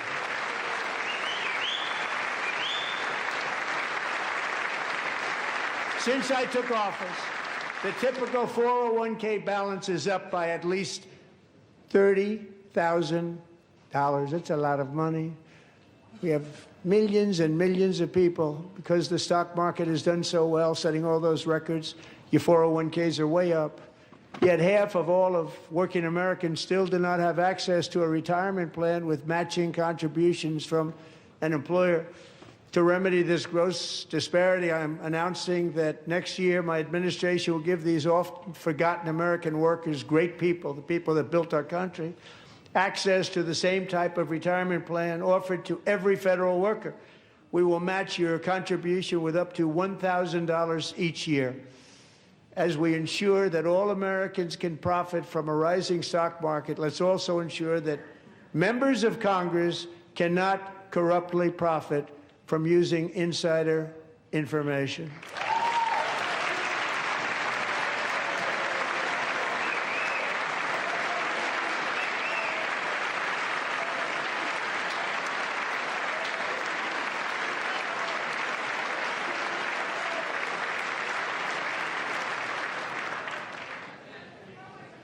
They stood up for that. I can't believe it. I can't believe it. Did Nancy Pelosi stand up if she was here? Doubt it. Pass the Stop Insider Trading Act without delay.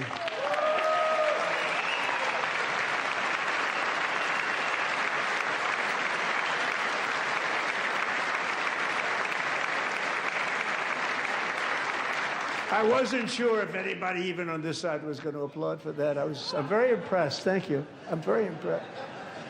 But when it comes to the corruption that is plundering, it's plundering America. There's been no more stunning example than Minnesota, where members of the Somali community have pillaged an estimated $19 billion from the American taxpayer. Oh, we have all the information. And in actuality, the number is much higher than that. And California, Massachusetts, Maine, and many other states are even worse.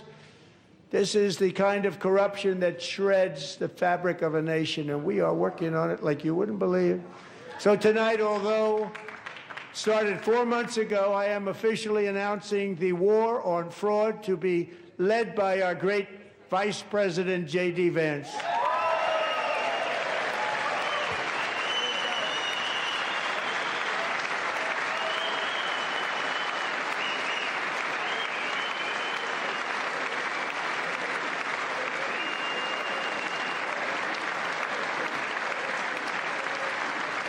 Get it done. And if we're able to find enough of that fraud, we will actually have a balanced budget overnight. It'll go very quickly. That's the kind of money you're talking about. We'll balance our budget. The Somali pirates who ransacked Minnesota remind us that there are large parts of the world where bribery, corruption, and lawlessness are the norm, not the exception. Importing these cultures through unrestricted immigration and open borders brings those problems right here to the USA. And it is the American people who pay the price in higher medical bills, car insurance rates, rent, taxes, and perhaps most importantly, crime. We will take care of this problem. We're going to take care of this problem. We are not playing games. Delilah.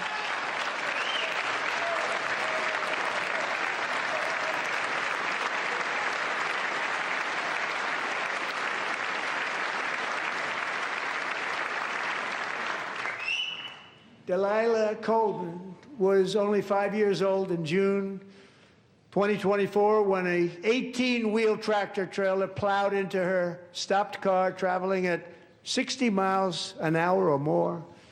The driver was an illegal alien let in by Joe Biden and given a commercial driver's license by open borders politicians in California. Doctors said Delilah would never be able to walk or talk, have a good life. She wouldn't even be able to eat again.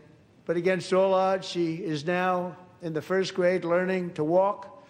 And she's here this evening with her dad, Marcus, a fantastic man. Delilah, please, you are a great inspiration. Please stand up.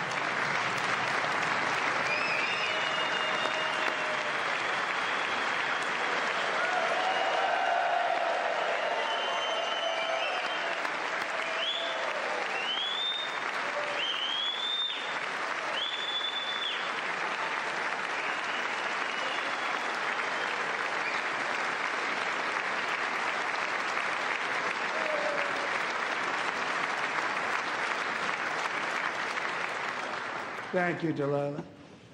Many, if not most, illegal aliens do not speak English and cannot read even the most basic road signs as to direction, speed, danger, or location. That's why tonight I'm calling on Congress to pass what we will call the Delilah Law, barring any state from granting commercial driver's licenses to illegal aliens.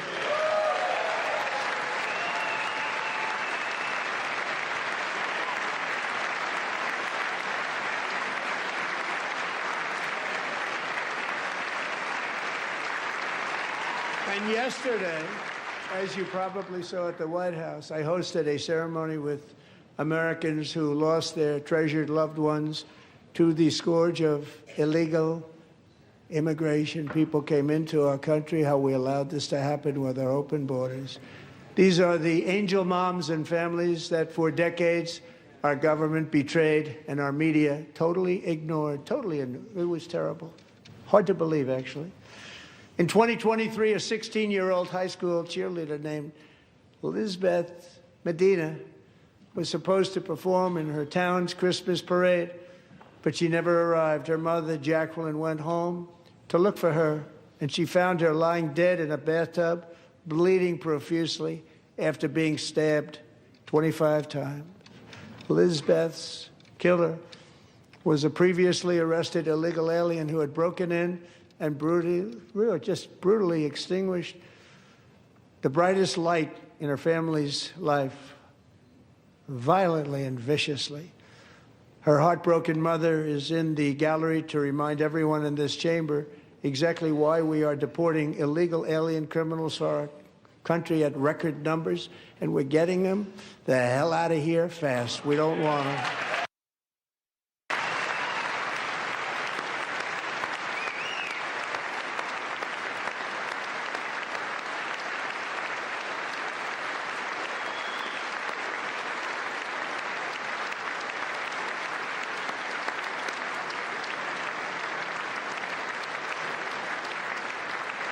Thank you very much, Jacqueline. Thank you.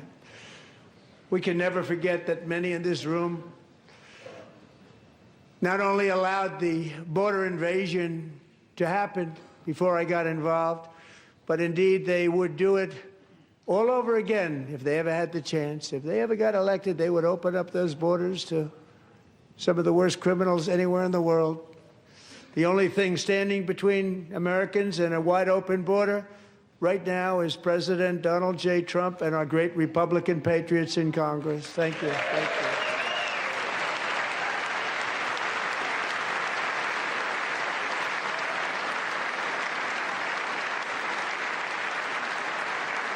As we speak, Democrats in this chamber have cut off all funding for the Department of Homeland Security. It's all cut off. It's all cut off. They have instituted another Democrat shutdown, the first one costing us 2 points on GDP.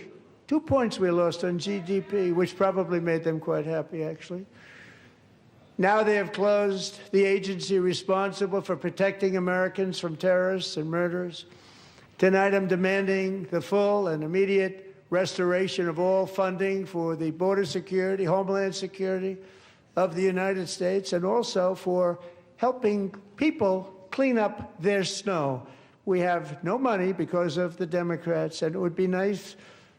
We'd love to give you a hand at cleaning it up, but you gave no money. Nobody's getting paid. It's a shame. So you have to think about it. We have, in case you didn't know, a pretty large snowstorm out there. One of the great things about the State of the Union is how it gives Americans the chance to see clearly what their representatives really believe. So tonight I'm inviting every legislator to join with my administration in reaffirming a fundamental principle. If you agree with this statement, then stand up and show your support. The first duty of the American government is to protect American citizens, not illegal aliens.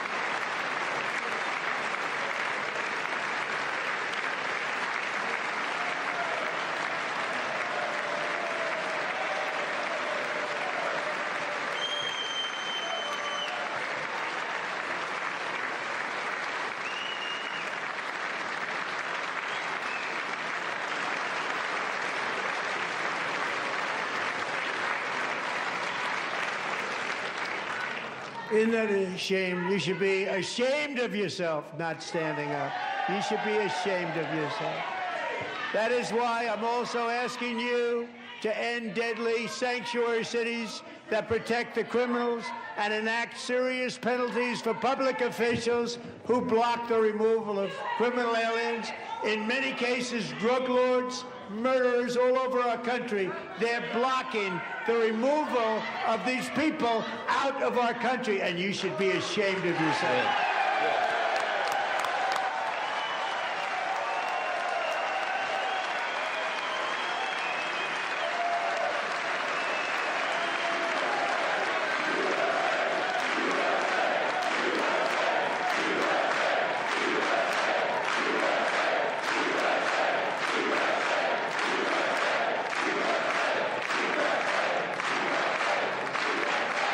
And perhaps most importantly, I'm asking you to approve the Save America Act.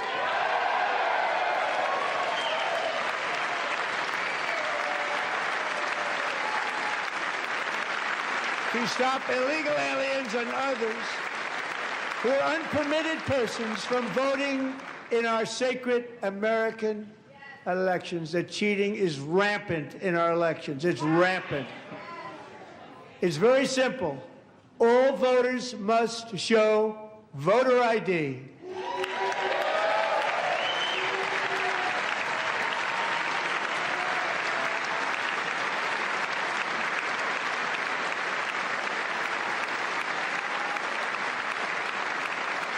All voters must show proof of citizenship in order to vote.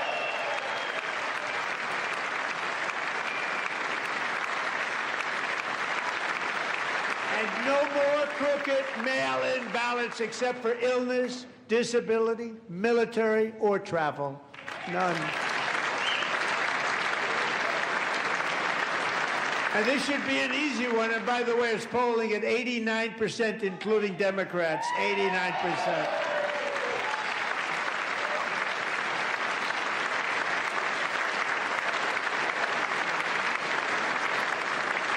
And even the new communist mayor of New York City, I think he's a nice guy, actually.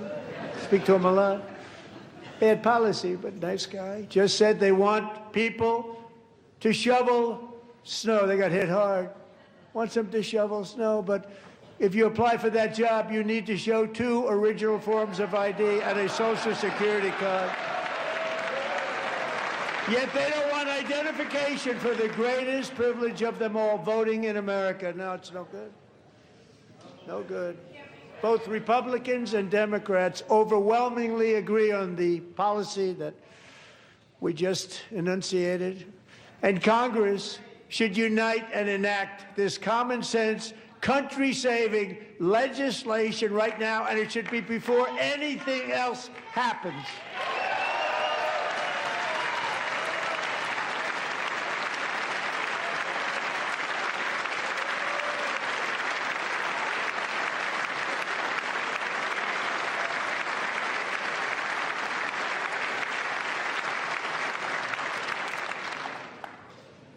And the reason they don't want to do it, why would anybody not want voter ID? One reason, because they want to cheat. There's only one reason.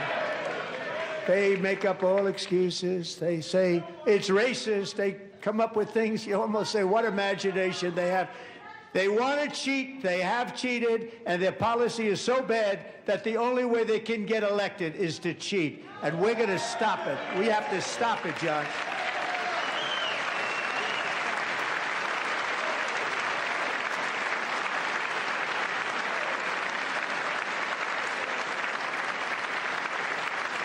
And here is one more opportunity to show common sense in government. In the gallery tonight are Sage Blair and her mother, Michelle.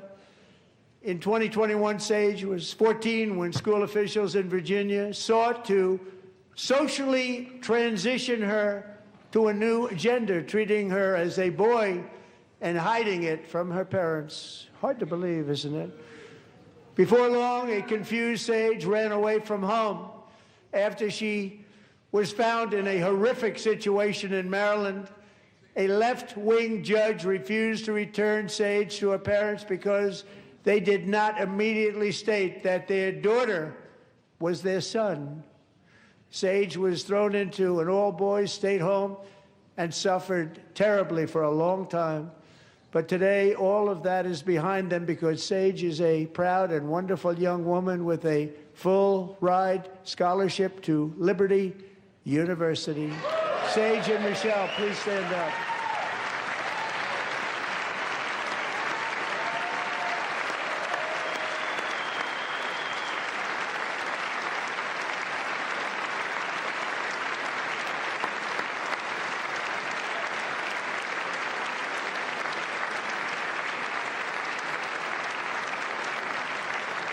And thank you for your great bravery. And who can believe that we're even speaking about things like this?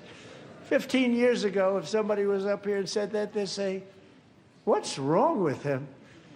But now we have to say it because it's going on all over numerous states without even telling the parents. But surely we can all agree no state can be allowed to rip children from their parents' arms and transition them to a new gender against the parents' will. Who would believe that we're even talking about this? We must ban it, and we must ban it immediately.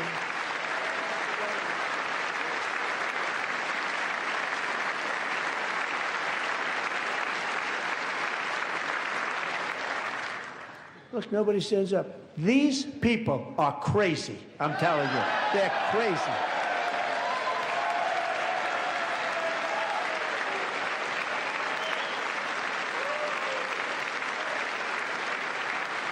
Amazing. Incredible. Boy, oh boy. We're lucky we have a country. With people like this, Democrats are destroying our country, but we've stopped it just in the nick of time, didn't we?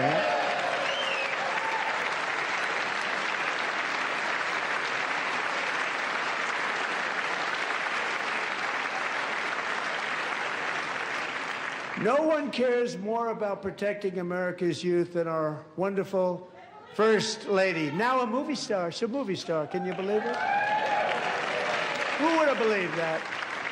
Over the past year, she has had an incredible impact championing AI legislation, advancing a landmark executive order on foster care, and helping secure $30 million to launch the Melania Trump Foster Youth to Independence Initiative. It's a tremendous, really a tremendous thing that happened and had a lot of bipartisan support. She gets much better bipartisan support than I do. I get none. She gets a lot. Someday you're going to have to tell me how you did that. And students and educators in every state have joined the First Lady's efforts in the presidential AI challenge, keeping America's next generation positioned to succeed and strongly succeed in the future. Tonight, we welcome two young people whose lives reflect the First Lady's impact, Sierra Burns and Everest Nevermont. Thank you both, and Melania, thank you. I know how hard you worked on it. Thank you very much.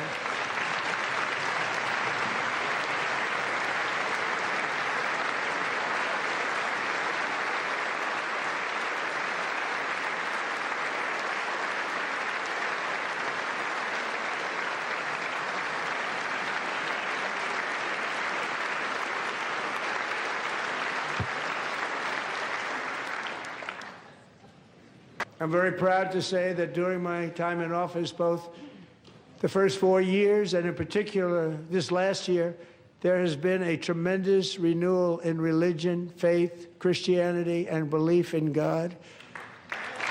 Tremendous renewal.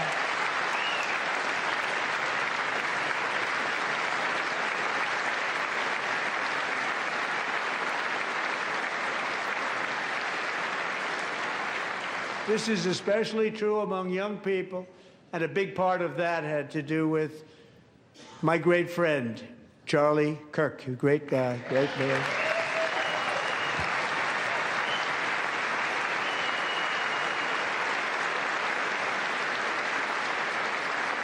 So last year, Charlie was violently murdered by an assassin and martyred, really martyred for his beliefs. His wonderful wife, Erica, is with us tonight. Erica, please stand.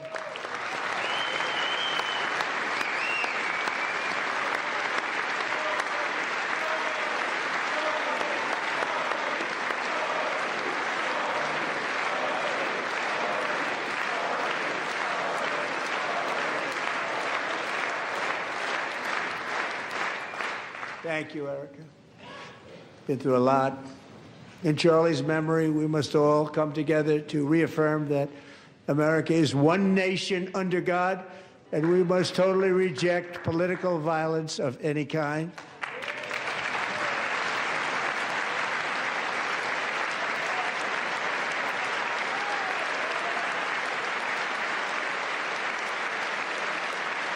We love religion, and we love bringing it back, and it's coming back at levels that nobody actually thought possible. It's really a beautiful thing to see. Above all, unleashing America's promise requires keeping our communities safe. We have made incredible strides, yet dangerous repeat offenders continue to be released by pro-crime Democrat politicians again and again. We are honored to be joined tonight by a woman who's been through hell, Anya Zarutska. In 2022, she and her beautiful daughter, so beautiful, what a beautiful young woman, Irina, fled war-torn Ukraine to live with relatives near Charlotte, North Carolina. And by the way, what's going on with Charlotte? Last summer, 23-year-old Irina was riding home on the train when a deranged monster who had been arrested over a dozen times and was released through no cash bail, stood up and viciously slashed a knife through her neck and body. No one will ever forget. There were people on that train. No one will ever forget the expression of terror on Irina's face as she looked up at her attacker in the last seconds of her life. She died instantly. She had escaped a brutal war only to be slain by a hardened criminal set free to kill in America came in through open borders. Mrs. Zaretsky, tonight I promise you we will ensure justice for your magnificent daughter, Irina.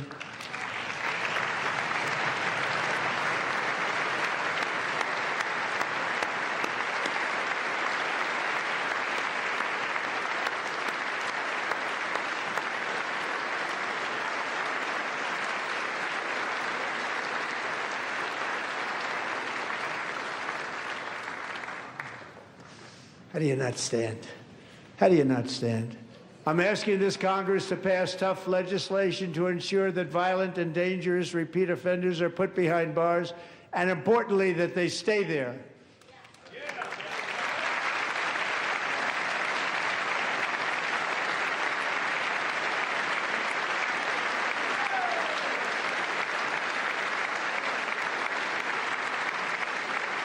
Starting last summer, I deployed our National Guard and federal law enforcement to restore law and order to our most dangerous cities, including Memphis, Tennessee, big success, New Orleans, Louisiana, big success, and our nation's capital itself, Washington, D.C., where we have almost no crime anymore in Washington, D.C. How did that happen?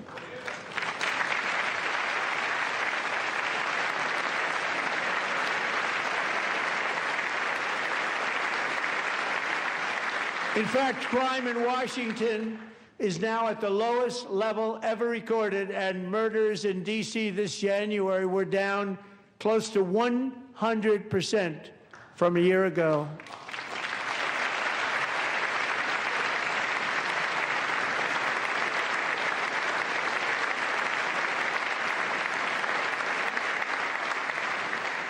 They don't like to hear that.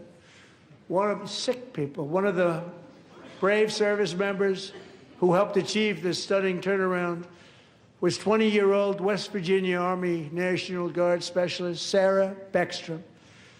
After a 4-month deployment, she voluntarily extended her service, and her rank was going to be lifted. She was doing so well. They were so proud of her. But the very next day, she was on patrol near the White House when she was ambushed and shot in the head by a terrorist monster from Afghanistan. Shouldn't have been in our country. And all because she wore the uniform of our nation. She was shot. He traveled here because he didn't like people wearing our uniform. He was sick and deranged. Shouldn't have been in our country. Sarah Beckstrom died in order to defend our capital, and we are honored to be joined by her wonderful parents, Gary and Evalie. Your daughter was a true American patriot, and she will be greatly missed. She was a great person. I saw reports on her. They've never seen anything like her.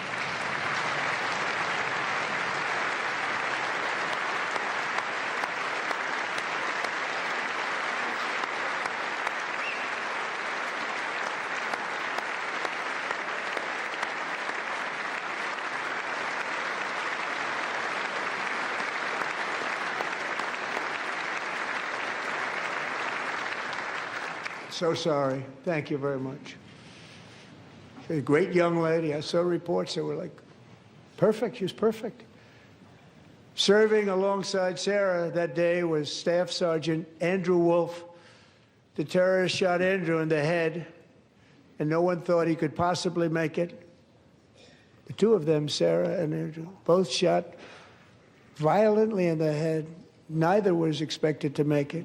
They weren't even given a chance, except his wonderful mother, named Melody, who I spoke to the same night, and she was so positive. The doctors thought that Andrew was gone, but his mother said, no, Mr. President, Andrew will be fine. He's going to make it. I've never seen anything like it. I mean, he was given almost no chance. She said, I have no doubt, sir, he's going to be okay. This was a conversation that I had with her that night, with her son laying helplessly in bed, blood all over. Everybody is praying, she said, sir, he will be okay. The doctors didn't understand what she was saying, and after looking at the results of the damage done, neither did I. She was so strong and conclusive that even Andrew's great father felt she didn't really understand the gravity of the situation. But she turned out to be right. Right, Melanie? She turned out to be right.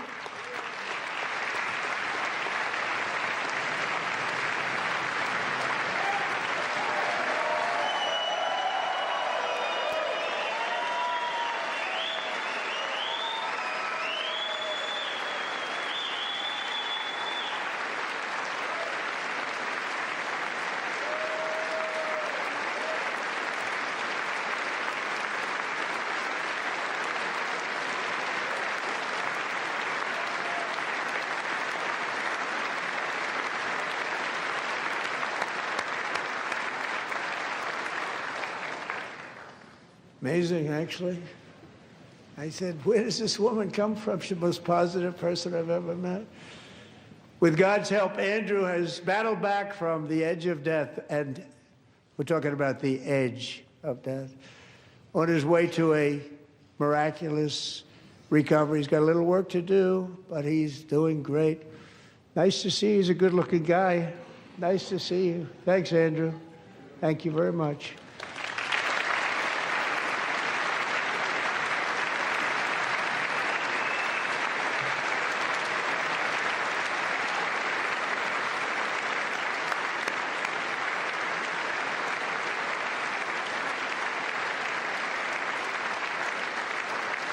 So, Andrew, while you're up, now I'm going to ask a highly respected General James Seward to present Staff Sergeant Andrew Wolf and the great family of Sarah Beckstrom with the award created by our late, great President George Washington himself. It's called the Purple Heart.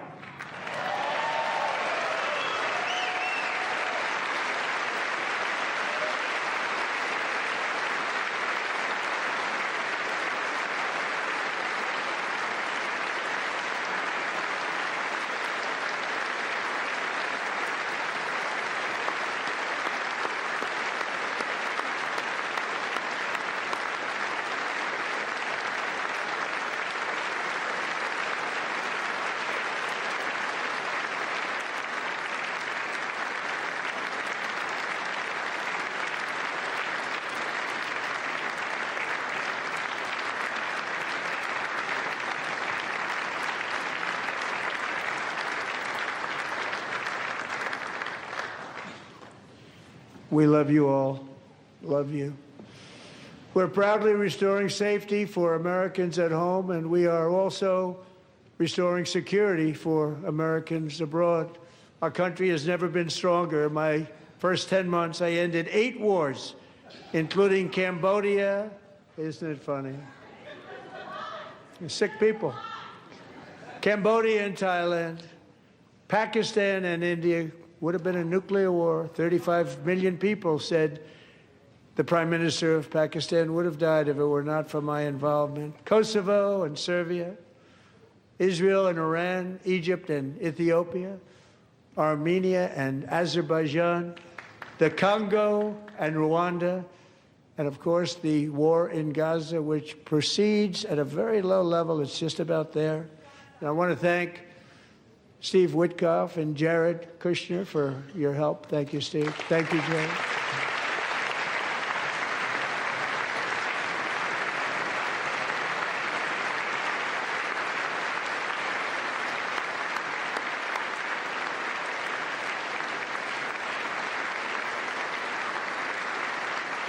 And I also want to thank the man they report to, Secretary of State Marco Rubio. Thank you, Marco.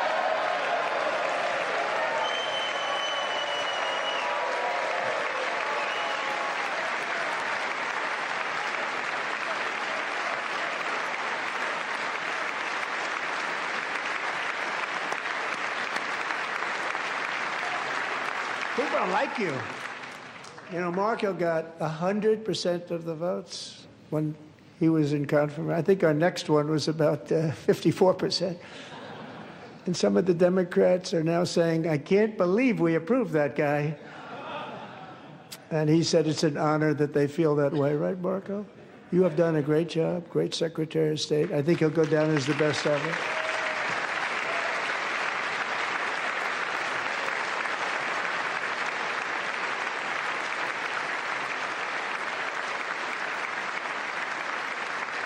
the ceasefire I negotiated, every single hostage, both living and dead, has been returned home. Can you believe that?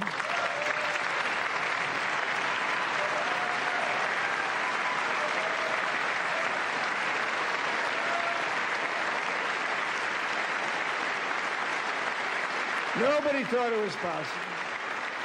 Nobody thought that was possible. Both living and dead. And those parents who had a dead son, their boy, they'd always tell me their boy, they wanted him as much as though he were living. That was an amazing period of time. And they came back, and when we got all of the living hostages back, and many, many before them, but I always said those last 20 are going to be very tough, but we got many, many more, hundreds. But I said those last 20 are going to be tough. We got them back. But we only got back 14 or 15 of the dead of the 28. And believe it or not, Hamas worked along with Israel, and they dug and they dug and they dug. It's a tough thing to do, going through bodies all over, passing up 100 bodies sometimes for each one that they found. Tough job. And they finally got it back to 27. And then Steve and Jared, they got it back to 28. They found all 28. Nobody thought that was possible, but we did it. And I remember the family of the 28th. They were so grieved, but they were so happy as it's possible to be. They had their boy back. The mother said, "Sir, we have our boy back." What a period of time that was, but we got them all back. So thank you both very much. Great job.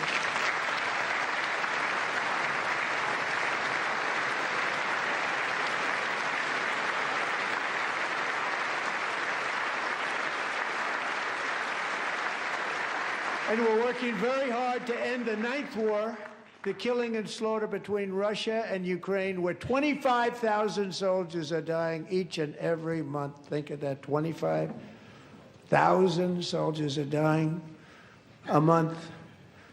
A war which would have never happened if I were president, would have never happened. As president, I will make peace wherever I can, but I will never hesitate to confront threats to America wherever we must. That's why in a breakthrough operation last June, the United States military obliterated Iran's nuclear weapons program with an attack on Iranian soil known as Operation Midnight Hammer.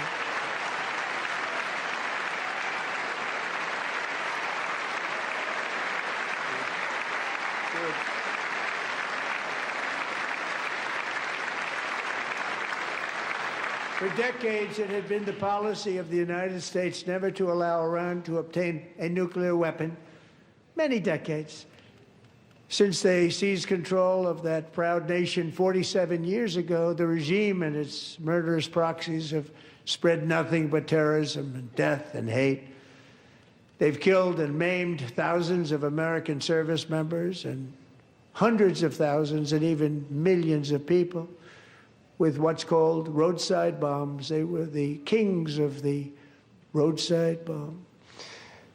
And we took out Soleimani. I did that during my first term. Had a huge impact. He was the father of the roadside bomb.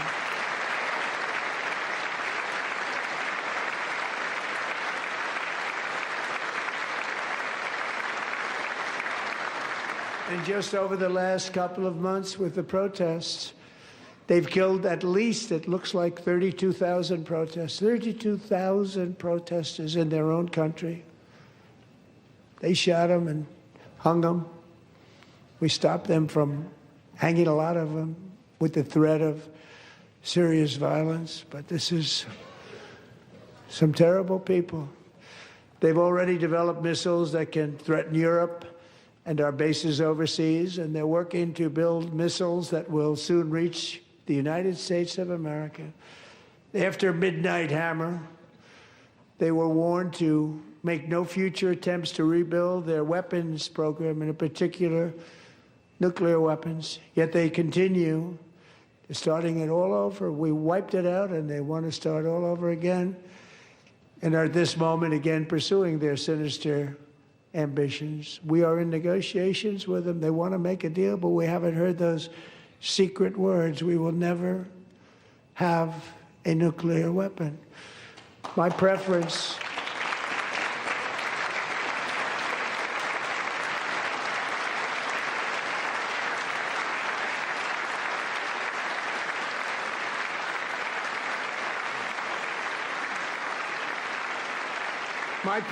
is to solve this problem through diplomacy. But one thing is certain, I will never allow the world's #1 sponsor of terror, which they are by far, to have a nuclear weapon. Can't let that happen.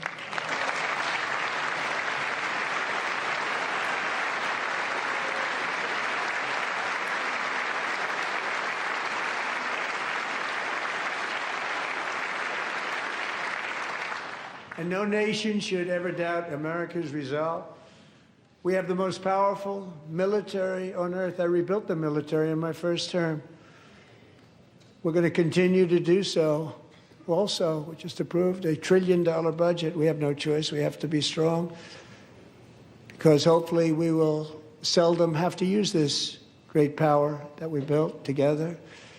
It's really called peace through strength, and it's been very, very effective.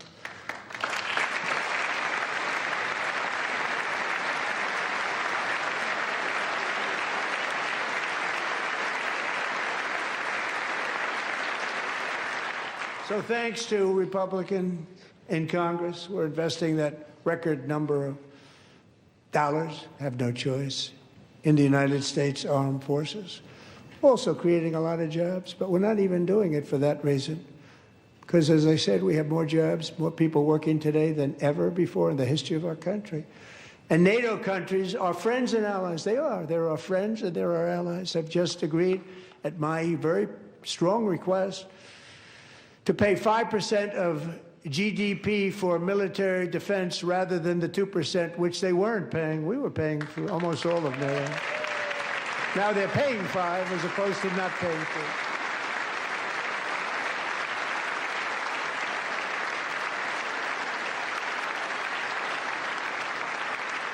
And getting that 5% was something which everyone said would never be done, could not happen. We got it really easily with one meeting. And big difference between 2% that's not paid. We were paying the freight of many of them. Very few were paid up. Now 5%, then they're paid. And everything we send over to Ukraine is sent through NATO, and they pay us in full. They pay us totally in full. Every branch of our armed forces is setting records for recruitment. This is so exciting. And every service member recently.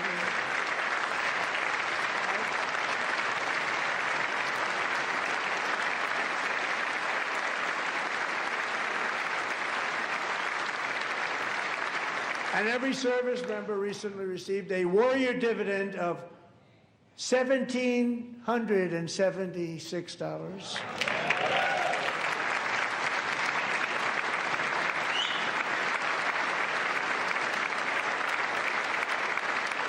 You know, they put it on my desk. We got the money from tariffs and other things, a lot of money we have. We have much more money than people understand. Have to rebuild that program a little bit, but it won't take long. But we got the money, and it was $1,775, and they wanted my approval. And I said, what's the number? $1,775. I said, wait a minute, for $1 more we can have $1,776. It's going to... I said, we're going to figure that. I never asked anybody if we could afford it. $1 more, I said $1,776. And I said, that's good. And I'll tell you what, our military, that was 4 months ago, our military, I never see a person in the military that doesn't thank me for it, so we're honored to do it. They deserve it. And we call it 1776. It was great. And we love our military. We love our law enforcement. We love our firemen. You know, the firemen don't get mentioned enough. We love our firemen. We're also...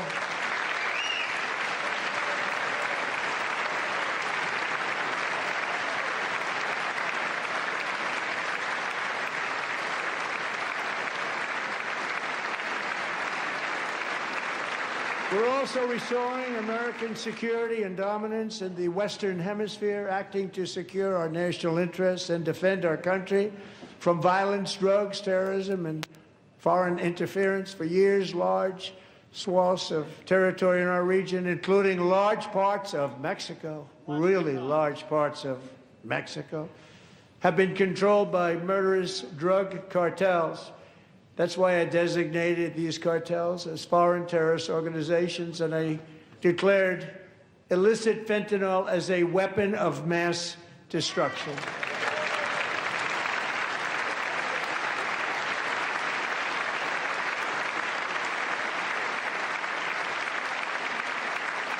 And with our new military campaign, we have stopped record amounts of drugs coming into our country and virtually stopped it completely coming in by water or sea. You probably noticed that. We very seriously damaged their fishing industry also. Nobody wants to go fishing anymore. We've also taken down one of the most sinister cartel kingpins of all. You saw that yesterday. In January,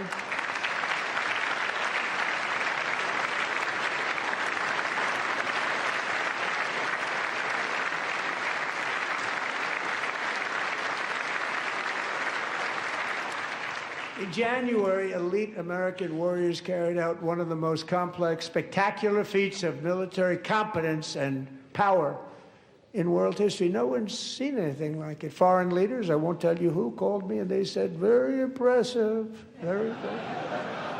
They couldn't believe, they all watched, they saw what happened. This is a different fighting force that we had years ago when we fought to tie. You know, it's a great fighting force. I'm so proud of it. Look at Space Force. Space Force is my baby, because we did that. My baby. It's becoming so important.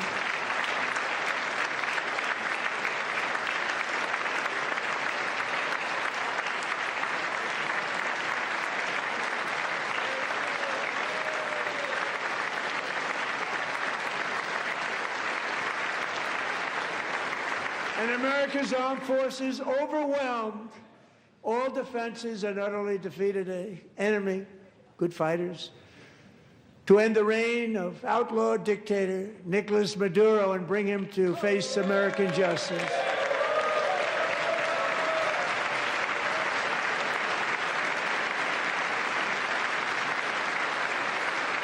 And this was an absolutely colossal victory for the security of the United States, and it also opens up a bright new beginning for the people of Venezuela.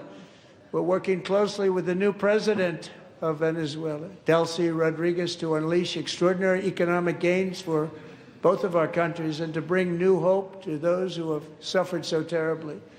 They really did suffer. With us tonight is Alejandro Gonzalez. She grew up in a tight-knit Venezuelan family and was especially close to her beloved uncle Enrique. But after Enrique ran for office and opposed Maduro, he was kidnapped by Maduro's security forces and thrown into the regime's really infamous prison in Caracas. Alejandro feared she would never see her uncle again. She feared for her own life also. But since the raid, we have worked with the new leadership, and they have ordered the closure of that vile prison and released hundreds of political prisoners already, with more to come. Alejandro, I'm pleased to inform you that not only has your uncle been released, but he is here tonight. We brought him over to celebrate his freedom with you in person. Enrique, please come down.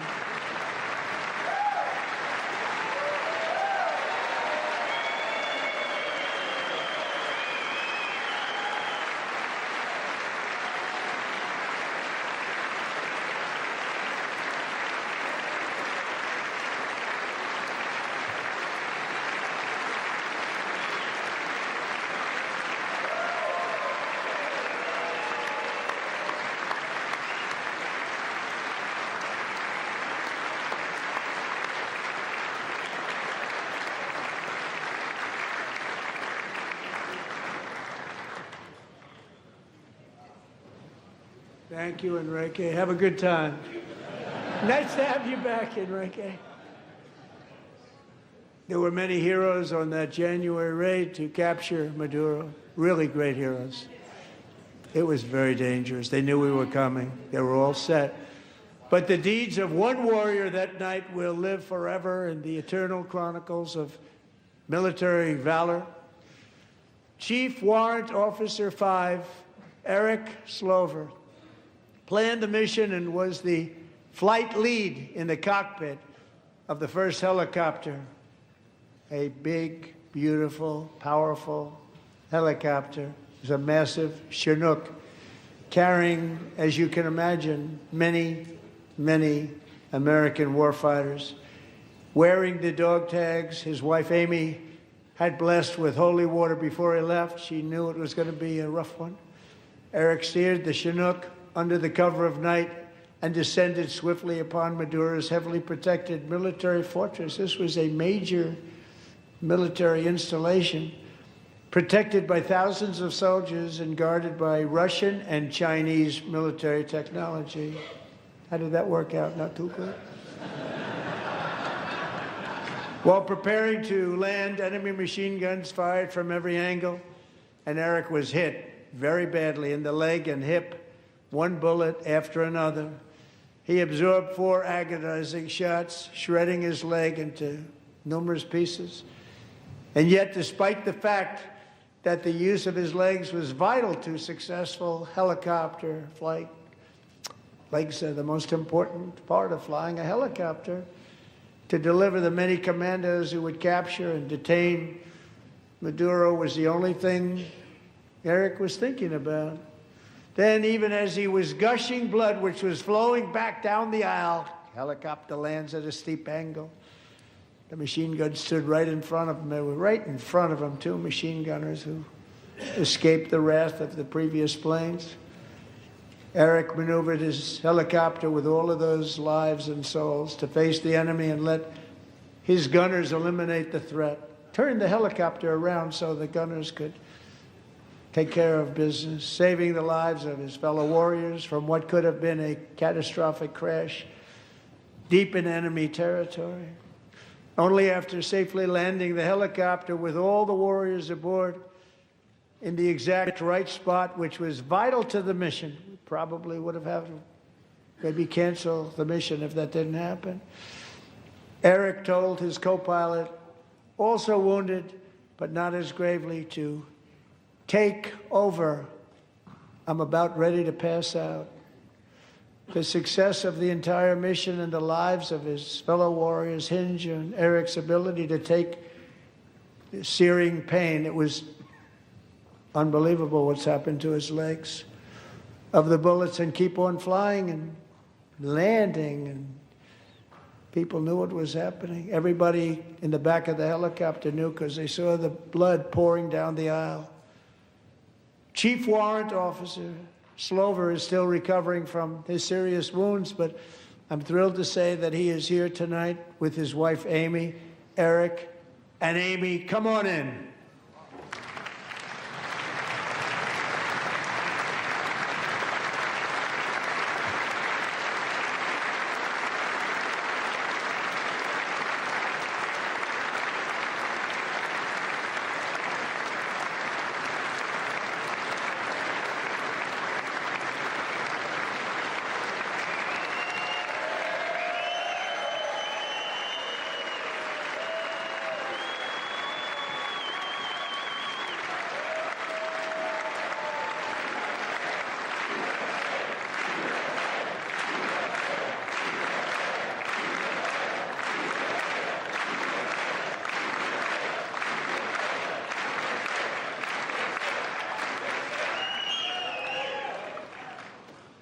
So we have a surprise for Eric and Amy.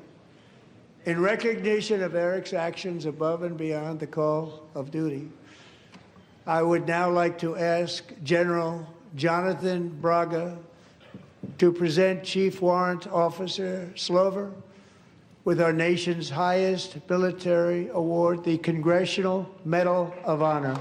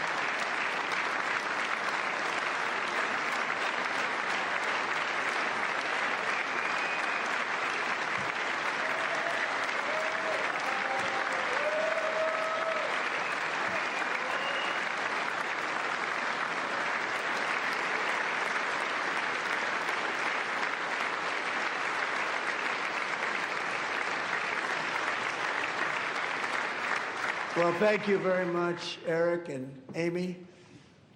Great to get to know you. I met with them and with a lot of their fellow warriors at Fort Bragg recently. You notice the name Fort Bragg, we have it back, we brought it back. We won the First World War with it, the Second World War with it, and then they decided to change the name. So we changed it back. Everybody wanted to change back too.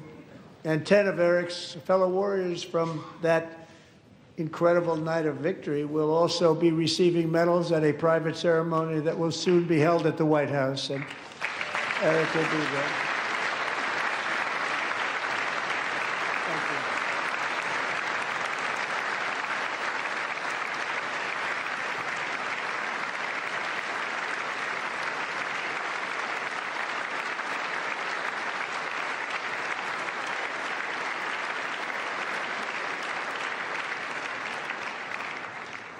Thank you, Eric. That's a big one. Tonight we've celebrated many truly extraordinary American patriots, but there is one last living legend to honor before we go. He is one more heroic American aviator, Navy fighter pilot. Royce Williams served in World War II, Korea, Vietnam, flying more than 220 missions. In the skies over Korea in 1952, Royce was in the dogfight of a lifetime, legendary dogfight. Flying through blizzard conditions, his squadron was ambushed by 7 Soviet fighter planes. It was his first aerial combat of the war, and despite being massively outnumbered and outgunned, Royce led the takedown of 4 enemy jets and almost destroyed the others, vanquishing his adversaries while taking 263 bullets to his own plane and being seriously hurt. His story was secret for over 50 years. He didn't even want to tell his wife, but the legend grew and grew. But tonight, at 100 years old, this brave Navy captain is finally getting the recognition he deserves. He was a legend long before this evening. Royce, please stand up, and I will ask the First Lady of the United States to present Captain Royce Williams with his Congressional Medal of Honor.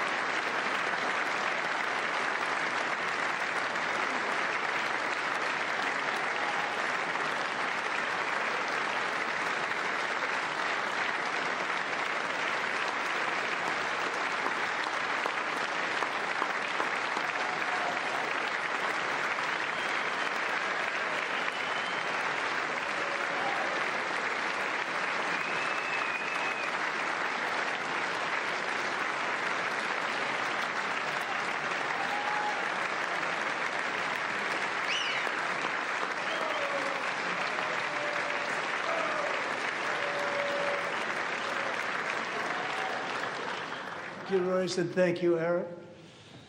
I've always wanted the Congressional Medal of Honor, but I was informed I'm not allowed to give it to myself, and I wouldn't know why I'd be taking it, but if they ever open up that law, I will be there with you someday. But you know, that's our highest honor, Congressional Medal of Honor, and that's a big thing, and it's an honor to be in the same room with you. Thank you both very much, Eric. Thank you.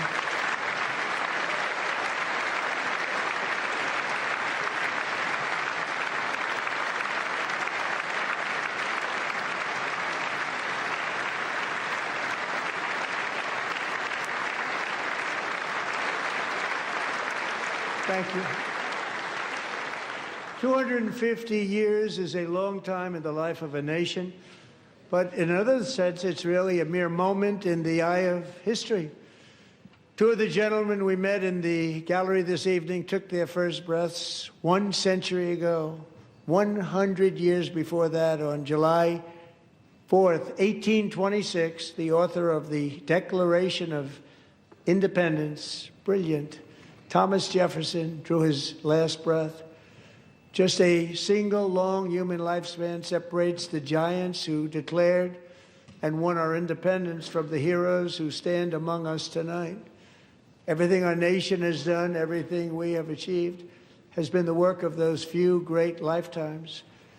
In those brief chapters, Americans built this nation from 13 humble colonies into the pinnacle of human civilization and human freedom, the strongest, wealthiest, most powerful, most successful nation in all of history. Americans ventured out across the daunting and dangerous continent. We carved paths through an unforgiving wilderness, settled a boundless frontier, and tamed the beautiful but very, very dangerous Wild West. From empty marshes and wide open plains, we raised up the world's greatest cities. Together, we mastered the world's mightiest industries and shattered history's monstrous tyrannies. And we liberated millions from the chains of fascism, communism, oppression, and terror. Americans lifted humanity into the skies on the wings of aluminum and steel. And then we launched mankind into the stars on rockets powered by sheer American will and unyielding American pride.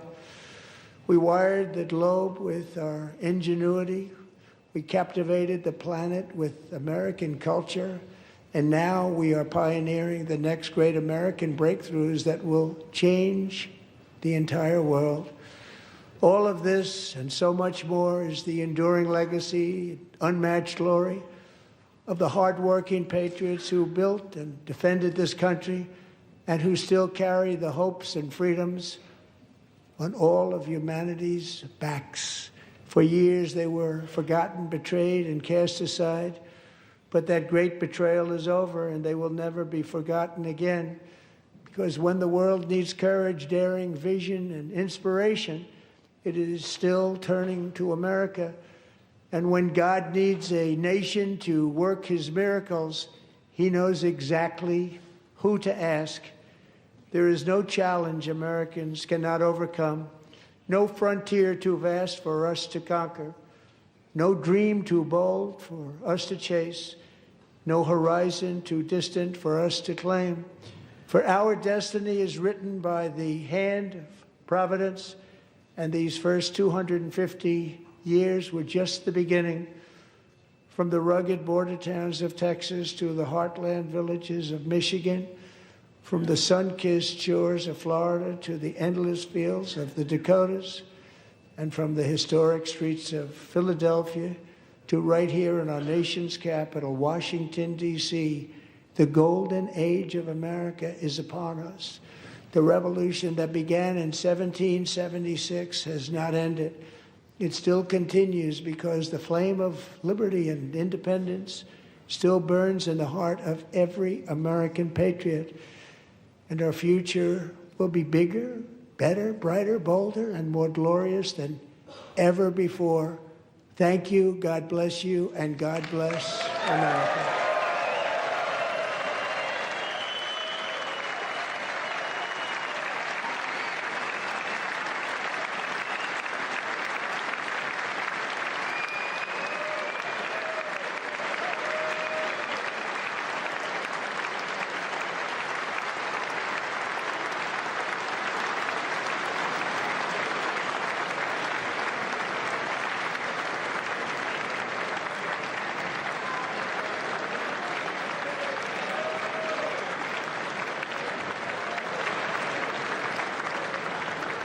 All right, the President of the United States going almost 2 hours. Just under. About an hour and 50 or so, Yeah. setting a record, I guess, for anyone, certainly beating his own record from last year of about 100 minutes.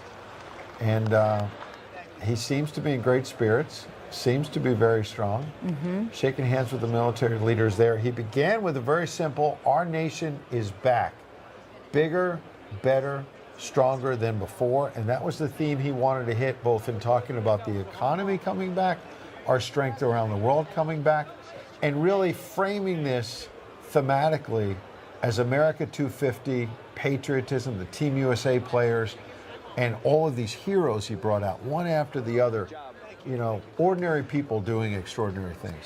And weaving through it, too, the issues that got him his second term, the issues of the economy that he inherited, that he is fixing, but also immigration. I think one of the most poignant moments was when he asked people to stand, the members of Congress, if the oath that they took that to protect Americans was the first. Yes. That really sat for a while as Republicans stood and Democrats, the ones who didn't boycott Ed, sat there and Republicans stood. And I took thought it.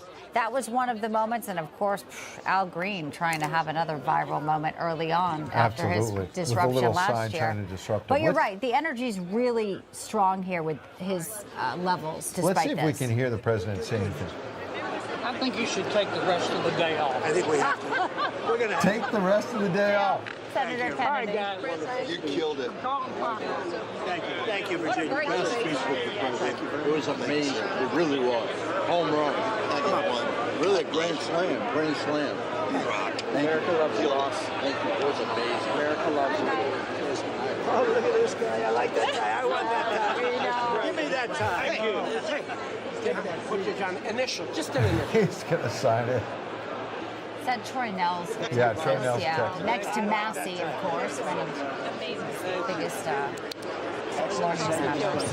Thank you, everybody. Mr. President, outstanding speech, sir. Mr. President. He's getting them all. He's Thanks, you did good. They love the insider trading stuff. Great guy. How's he doing? He's a youngster. He fell asleep a couple times. You did amazing. You really did. Great speech. Proud of you. Great job, Mr. President. Thanks for your leadership. Mr. President, well done. God bless you. God bless you, sir. Thank you, fellas. No best speech yet. Fantastic. That's a big statement coming from you guys. Incredible. Great job. Great job.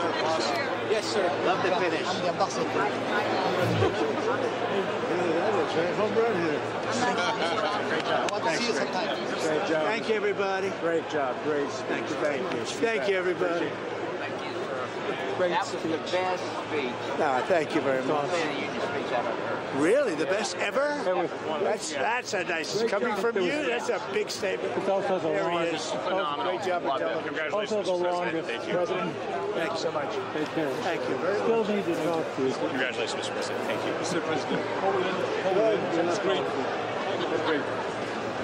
So, President's walking out of the House chamber, obviously. You heard one lawmaker after another saying home run. And at the end, you could make out one saying, that was the best ever. And the president said, really? That's a nice thing. And someone else jumped in and said, and the longest, too. So he's setting records. But he did warn it would be a long speech, so they knew what they were in for. Also, thank you for your leadership, I heard. And truly, that was sort of, I think, the thrust of what President Trump wanted to make very clear that, you know, here he is 1 year in, what they've been able to do, not just domestic, but foreign as well. I thought it was pretty incredible. As you mentioned, Ed, the real stories, but also the military honors that were given, the heroes, the true heroes that we have. President Trump's always wonderful to give credit to the military, but it really is times of when you see that in action and the humanity behind it that he shows. Yeah, I think that's out. so powerful as well. Yeah, I think all of those images stood out, but I think the section where he kind of went off script a bit, and I think you used the phrase off camera to me that he let the Democrats sit in it for a while, was when he was laying out how they are in favor of illegal immigrants over American citizens, and said, I don't get how you could be for illegals over Americans. and basically said it is our mission in public life to stand up for Americans over illegals. And the Republicans stood up, and most or all of the Democrats did not. And that's when he started really laying in and saying, wait, you're not standing for this. In previous years, even going back to the first term, he would just let them not stand and move on to the next. Wait a second, you're not standing for this. And you're not standing for Americans. He rolled it right into, moments later, the SAVE Act. Yes. So he let them sit. He let that video, which will be archived now and played over and over. They're the party of illegals. And then he rolled it into the SAVE Act, too. They are. And so this is a live look at Statuary Hall. We may be getting some of the lawmakers as they come out and give reaction. We want to keep it rolling with some political panels as well. Some of our great analysts joining us live for some reaction now from President of the Sentinel Action Fund, Jessica Anderson, and former Trump campaign aide, author of Wicked Game, Rick Gates. Jessica, your impressions. Welcome to both of you. Jessica, ladies first, your impressions of the president tonight. Wow, what an incredible speech. I loved that there was so much policy that he actually rolled out in this thing. It wasn't just the ceremonial stories. He had real policy. I was really intrigued by him talking about the retirement counts for all Americans, how he built on the Trump savings accounts. He gave that beautiful shout out to Brad Gerstner and the vision that he had there. And then he talked about a federal match program that would match everyone's, all American workers all across America's retirement accounts. So that was really neat. A lot of depth of policy. I actually thought he pointed out a number of times how many times the Democrats stayed seated. It wasn't just that they were siding against Americans voting and the mention of the SAVE Act that you guys were just talking about. Democrats also refused to stand for and then acknowledge that they were opposing the tax cuts. And they just stood there. And he kept calling them out and saying over and over again, you're not standing for this. You're not standing for this. What's wrong with you? And then when they finally stood for the gold medalists from the hockey team, it was like, okay, thank you. Thank you for finally standing and being normal. So I liked the back and forth that the president had. With all of the members tonight, he felt much more engaged and aggressive, and then bringing in some really rich policy that I think we're going to see the before we get Rick roll out in. Yeah, pardon me. There was another point too with Irina, the young Ukrainian refugee who was killed, and her mom was being acknowledged. And he also let the Democrat called him out and said, "You're not even applauding for her, for the mom of someone who died." Here's a quick clip. Let's play this sound so you can hear the president. We'll get Rick in here as well. Listen. These people are crazy. I'm telling you, they're crazy. We're lucky we have a country with people like this. Democrats are destroying our country, but we've stopped it just in the nick of time. You know, Rick, I have to note, too, he said the murder rate's the lowest it's been in 125 years. Some of the liberal media had to fact check it, and it is true. So there you have it. Your reaction to that clip there and any other highlights that you want to call out in this almost 2-hour State of the Union address.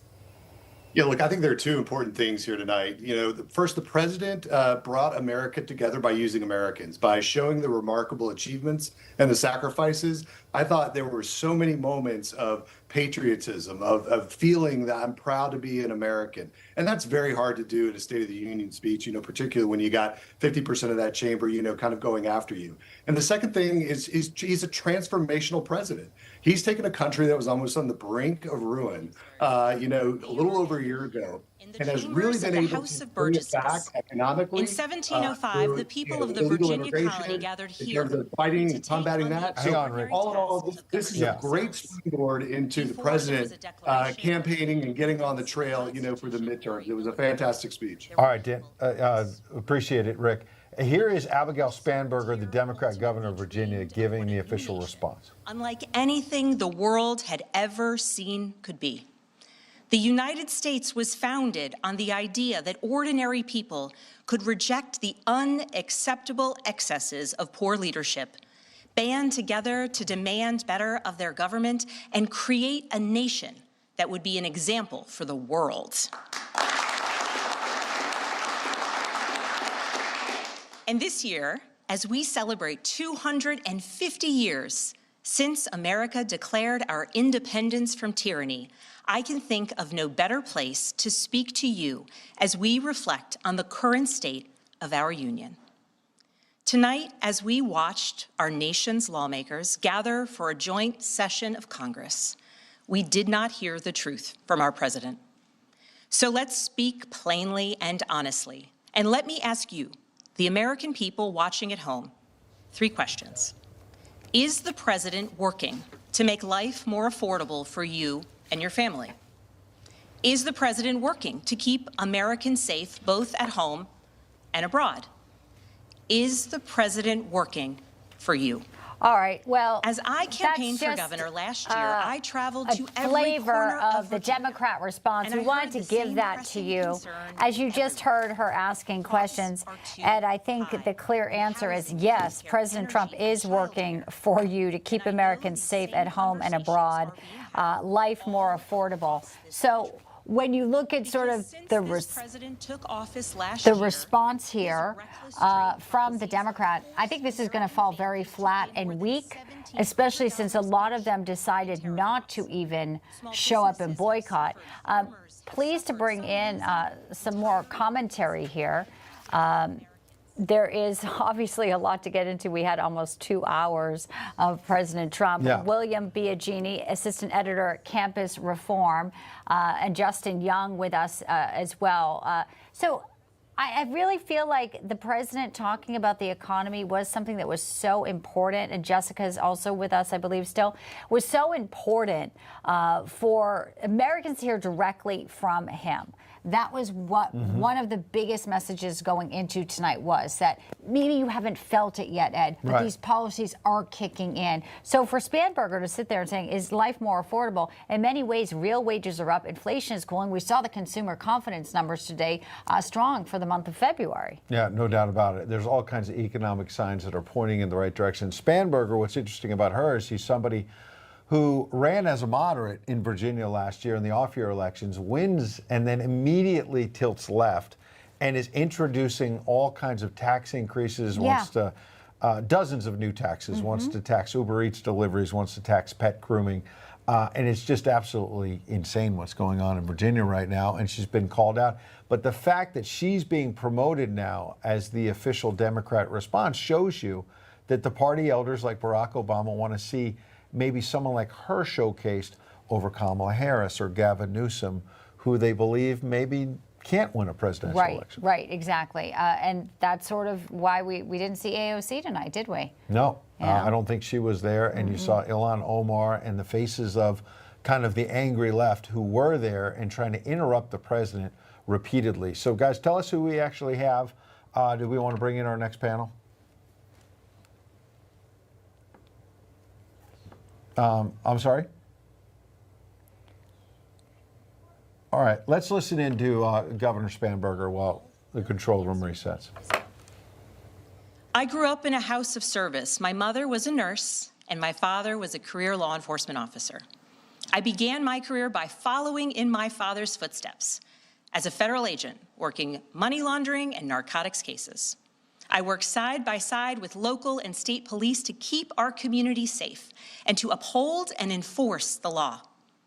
Law enforcement officers across the country know that it is a unique responsibility to do the serious work of investigating crimes, comforting victims, and making arrests. It's about building trust, and that requires an abiding sense of duty and commitment to community. And yet, our president has sent poorly trained federal agents into our cities, where they have arrested and detained American citizens and people who aspire to be Americans. And they have done it without a warrant. They have ripped nursing mothers away from their babies. They have sent children, a little boy in a blue bunny hat, children to far-off detention centers, and they have killed American citizens in our streets. All right, as expected, Democrats there using the rhetoric there of enforcing the law and getting illegals out. Pleased to bring in our panel now. We have William Biagini and Justin Young with us. You know, when we talk about the heroism of what's going on with President Trump honoring angel families yesterday, the doxing of ICE agents, and you look at someone like Spanberger right now, kind of trying to spin it a little. Justin, I'll start with you.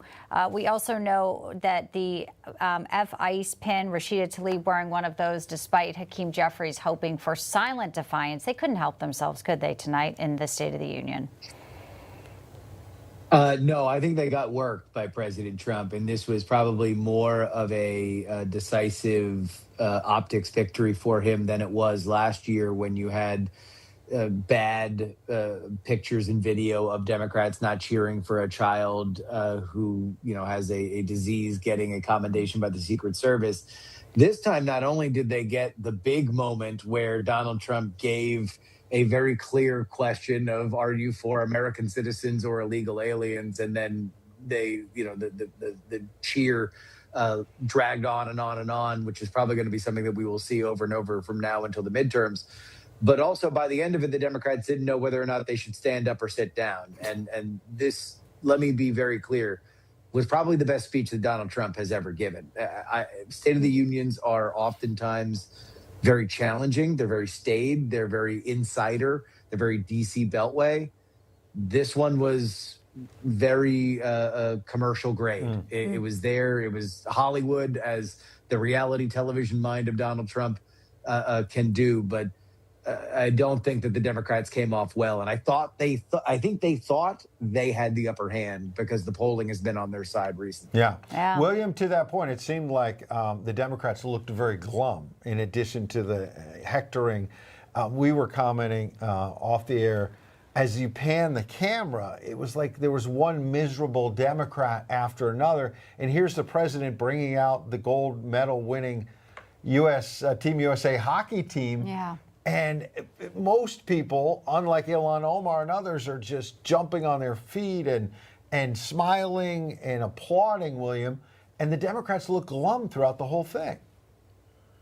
Absolutely. It's so crazy to see the juxtaposition between the Democrats' behavior and the absolute patriotism that is displayed by President Trump and his cabinet and Republicans all across the country. It's so crazy to see that. And I think we need to take tonight to celebrate some of America's greatest victories this year. One of the biggest, I think, was President Trump finally closing the border.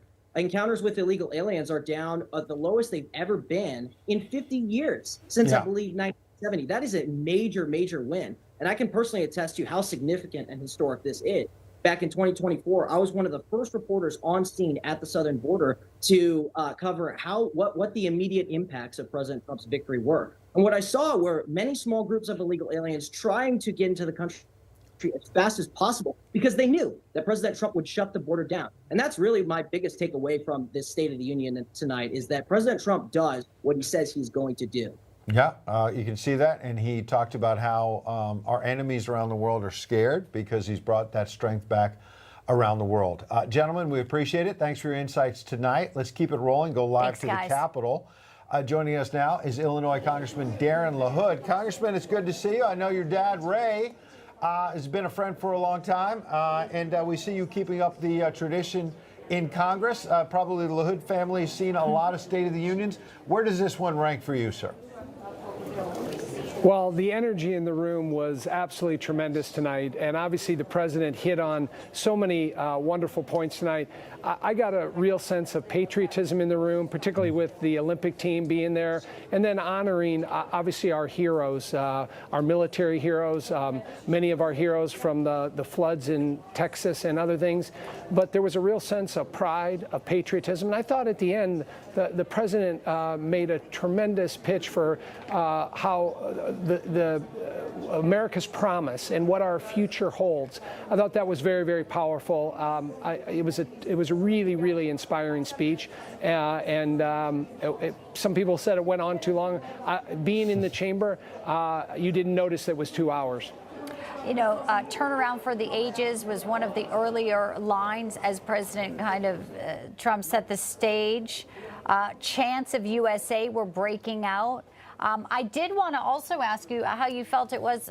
He did talk about tariffs and looked at the Supreme Court justices who showed up and said, He said until their unfortunate involvement, but he did shake their hands, Congressman, when walking in to the Hall of Congress there. Yeah, I think everyone was watching that moment to hear what the president would say, maybe directly at the justices that were there. But I thought he handled it well. Obviously, he's not happy with the decision and what happens from there, but he clearly pivoted and laid out a plan for what Congress needs to do moving forward and what he plans to do in terms of continuing his policies of helping to bring more manufacturing back to the United States. Yeah. Absolutely. Congressman Darren LaHood, we appreciate your time tonight. Thank you. I agree with you. There's a lot of pride and patriotism tonight. Thank you. Thank you, sir. All right, we're going to hit a quick break. We got a lot more analysis coming. Congressman Randy Fine coming up, and we'll do that right after a quick break. Stay with us.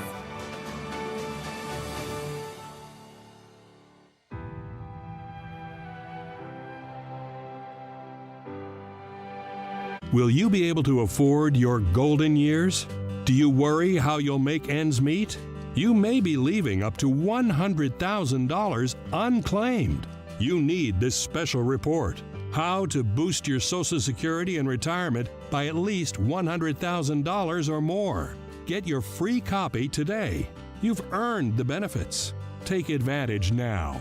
See our special offer to claim your free report. Call or go online today.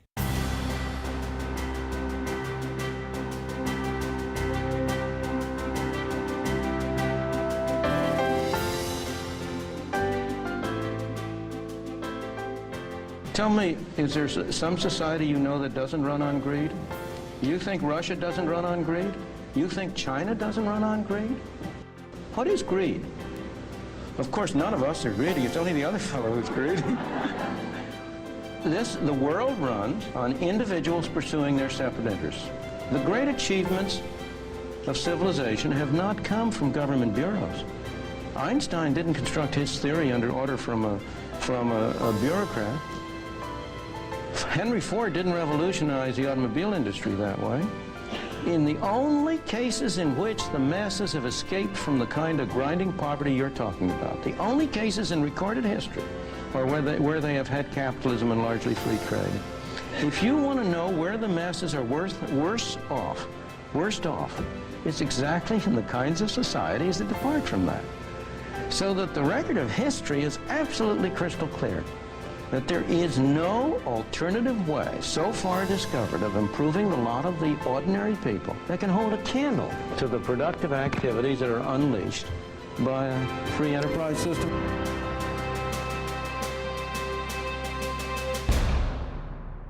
If you could help reduce the urge to go to the bathroom due to your aging prostate, if you could improve your energy levels because you're getting a better night's sleep, would you? Of course you would, and now you can, with the help of Prostate Revive, the premium dietary supplement for men whose lives, sleep, and energy levels are affected due to the concerns of an aging prostate. It was specially formulated for men by noted medical doctor, Dr. David Brownstein. Prostate Revive is really about healthy aging. It contains a plant sterol called beta-sitosterol, combined with 15 other important ingredients. Prostate Revive's exclusive formula helps promote normal prostate function, and that means you can reduce the urge to go and finally get a good night's sleep. Here's how you can try Prostate Revive risk-free. Simply call or visit our website now and we'll send every new customer a risk-free 30-day trial of Prostate Revive. You discover the low shipping and handling. This is a $39.95 value, so don't delay. Call or go online today.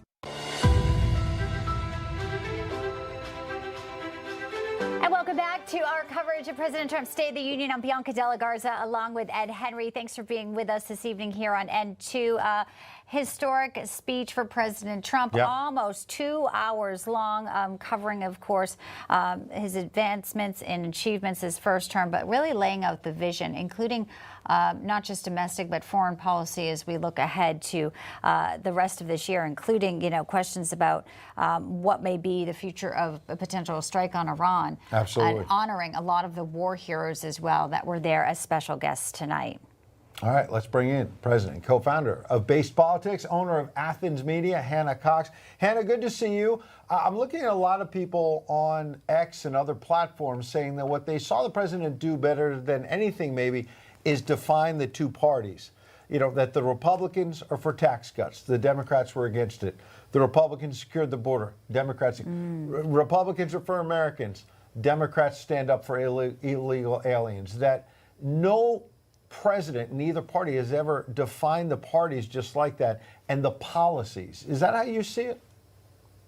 Well, I will agree that I felt like this year, and this has been an increasing trend over the past several election cycles, but it seems like it's getting more and more divisive. I remember when I was a young kid, I would tune into the State of the Union and I would watch President Obama, who I detested, but I would remember feeling a sense of unity and like the sense of we can come together and we can do things. That certainly is gone. I don't hear any bit of those kinds of notes anymore. It very much is a partisan all the way type speech at this point, and it feels very much kind of just like a campaign speech. So I do think he did that. I don't know that that's great for the country. I don't know if it's great for getting things done in this country. But I think as a whole, this really did feel like he was trying to stake a line in the sand and really kind of draw attention to his enemies and to things that he thinks have gone wrong in this country versus necessarily providing a pathway forward. Closing the border, zero illegal crossings, one of the big achievements and something that really helped bring him back to the reaction, White House pardon here. me. I mean, no, there he is. Mark Kelly, Mark Alyssa Kelly of Slotkin, Arizona. 2 of the seditious 6. This is the face that we saw on one Democrat after another, just glum, negative.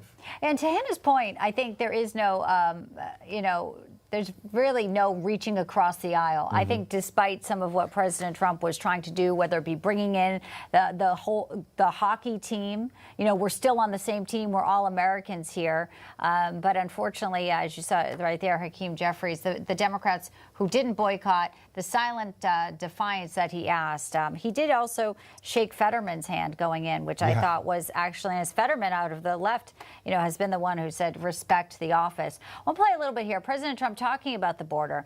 Let's get your reaction after this, because obviously immigration is one of the key issues here moving forward that the left is going to try to push ahead of the midterms. After 4 years in which millions and millions of illegal aliens poured across our borders, totally unvetted and unchecked, we now have the strongest and most secure border in American history by far. In the past 9 months, 0 illegal aliens have been admitted to the United States. All right, well, a lot of people would cheer for that, but of course we even heard from Spamberger in her Democratic response. It is anti-ICE and anti-enforcement. Hannah. Well, I think of all of Trump's campaign promises, securing the border is the one that he has lived up to the most. And I think that is a point that I will give him in this speech. I have to say, in watching this speech and all State of the Unions, I wish we had a fact checker going alongside of them, because of course all presidents use this as a means to prop up their own records. But in this category, he does deserve credit. I do think he has not done nearly as well when it comes to actual deportations. That's really kind of stagnated. There's been a lot of bread and circuses and, big events in the streets, riling up people. But we need to see more actual deportations of criminals. And I think that could be done with a lot less pomp and circus if he actually got down to business. So I hope he matches what he has done with the border and actually getting rid of criminals in this country, and that he finds a way to do that without hurting innocent people. And that, I think, would be a very unifying thing. I think most people would support that agenda moving forward. Interesting, because DHS does the self-deportation, saying that millions of people have taken them up on it as they get the money, and they increased it to self-deport. Hannah, thank you so much. Good to have you with us tonight as we obviously move forward and continue on our coverage. Yeah, and they've been, Tom Homan has made it clear, as the borders are, they're prioritizing deporting criminals, not going after innocent people. Let's bring in North Carolina Congressman Mark Harris. Congressman, always good to see you. Ed and Bianca here. And your state of North Carolina came up a lot when the president was talking about the issue of crime. And he really called out the Democrats who would not stand up for Irina's mother. Irina, the young Ukrainian refugee who was senselessly stabbed to death on that Charlotte train. Talk about that moment and being in the chamber for it. Well, it was a powerful moment to tell you the truth. I mean, just to see Irina's mom there obviously shaken and very moved by the president, again, highlighting this critical tragedy that happened right there in our community, a senseless tragedy. And again, he brought out the facts that are so important, that once again, here we had cashless bail. We had a magistrate there in Charlotte that simply had him sign a statement, and he had been arrested 14 times prior. And it was just a senseless tragedy that should have never taken place. And again, the president has been very clear on his law and order agenda. Congressman, what is your message to the Democrats who sat there tonight? Al Green, of course, wanted to recreate his sort of outburst from last year. And then the counter-programming of Adam Schiff and others who boycotted. What would you say to them after the speech tonight, after President Trump said, "I love America, I am working for America"? It's good to see you. Thanks for making time. Well, I think what you have to do is call this what it is. And this is a group of folks that are leaderless, they are rudderless, they have no winning issues with the American people. And when you're facing that kind of situation, the only thing you can do is just kind of walk away or try to create chaos. And that's exactly what they've tried to do. And so what we've seen happen here tonight were Democrats that frankly didn't know how to respond, because they knew this was going to be a president that was going to be able to celebrate victories. Here we are 13 months into this administration, and he did exactly what you would have hoped he would have done. He explained the situation he inherited, he talked about what we've done, and he laid out a continued vision for moving forward. And listen, I think that we're at a great place. I just think it's important for the American people to see the realities as they are, and that truly that they understand the importance of these midterms that are coming up. This will be a pivotal message when we start looking toward the midterms moving forward. Yeah, sounds like you've got it laid out pretty well there, Congressman Mark Harris. Great state of North Carolina. Thanks for checking in, sir. Thank you, Congressman. Thank you. Always a pleasure to be with you. All right, we're going to hit a quick break. On the other side, we got a lot more analysts coming in, checking out what has been a historic night in the United States Capitol. You look at Statuary Hall, still a lot of reporters and lawmakers there. We'll be right back. Stay with us.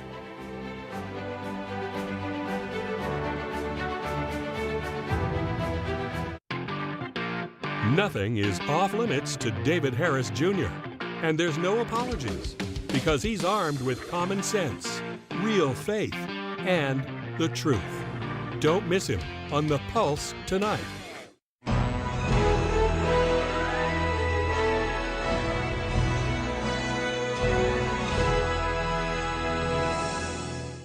George Smith Patton, Jr.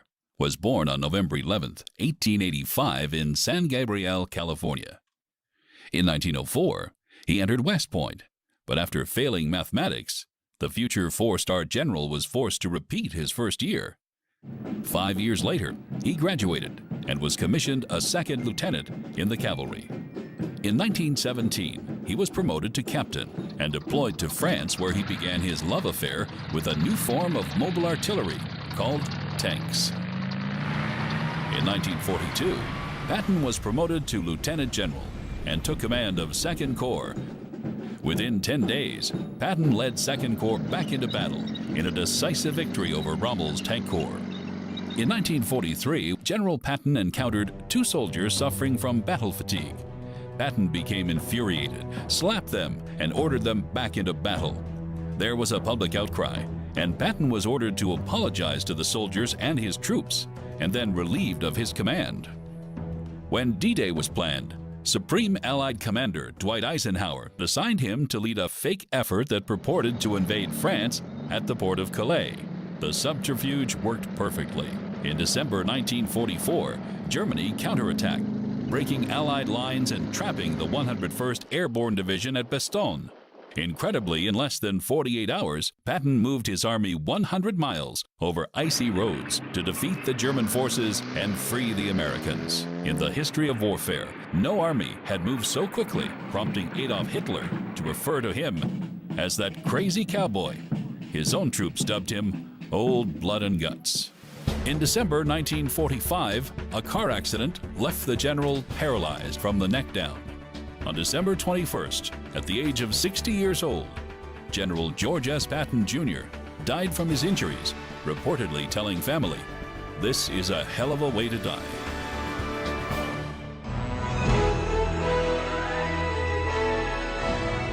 You're watching An American Life on Newsmax TV.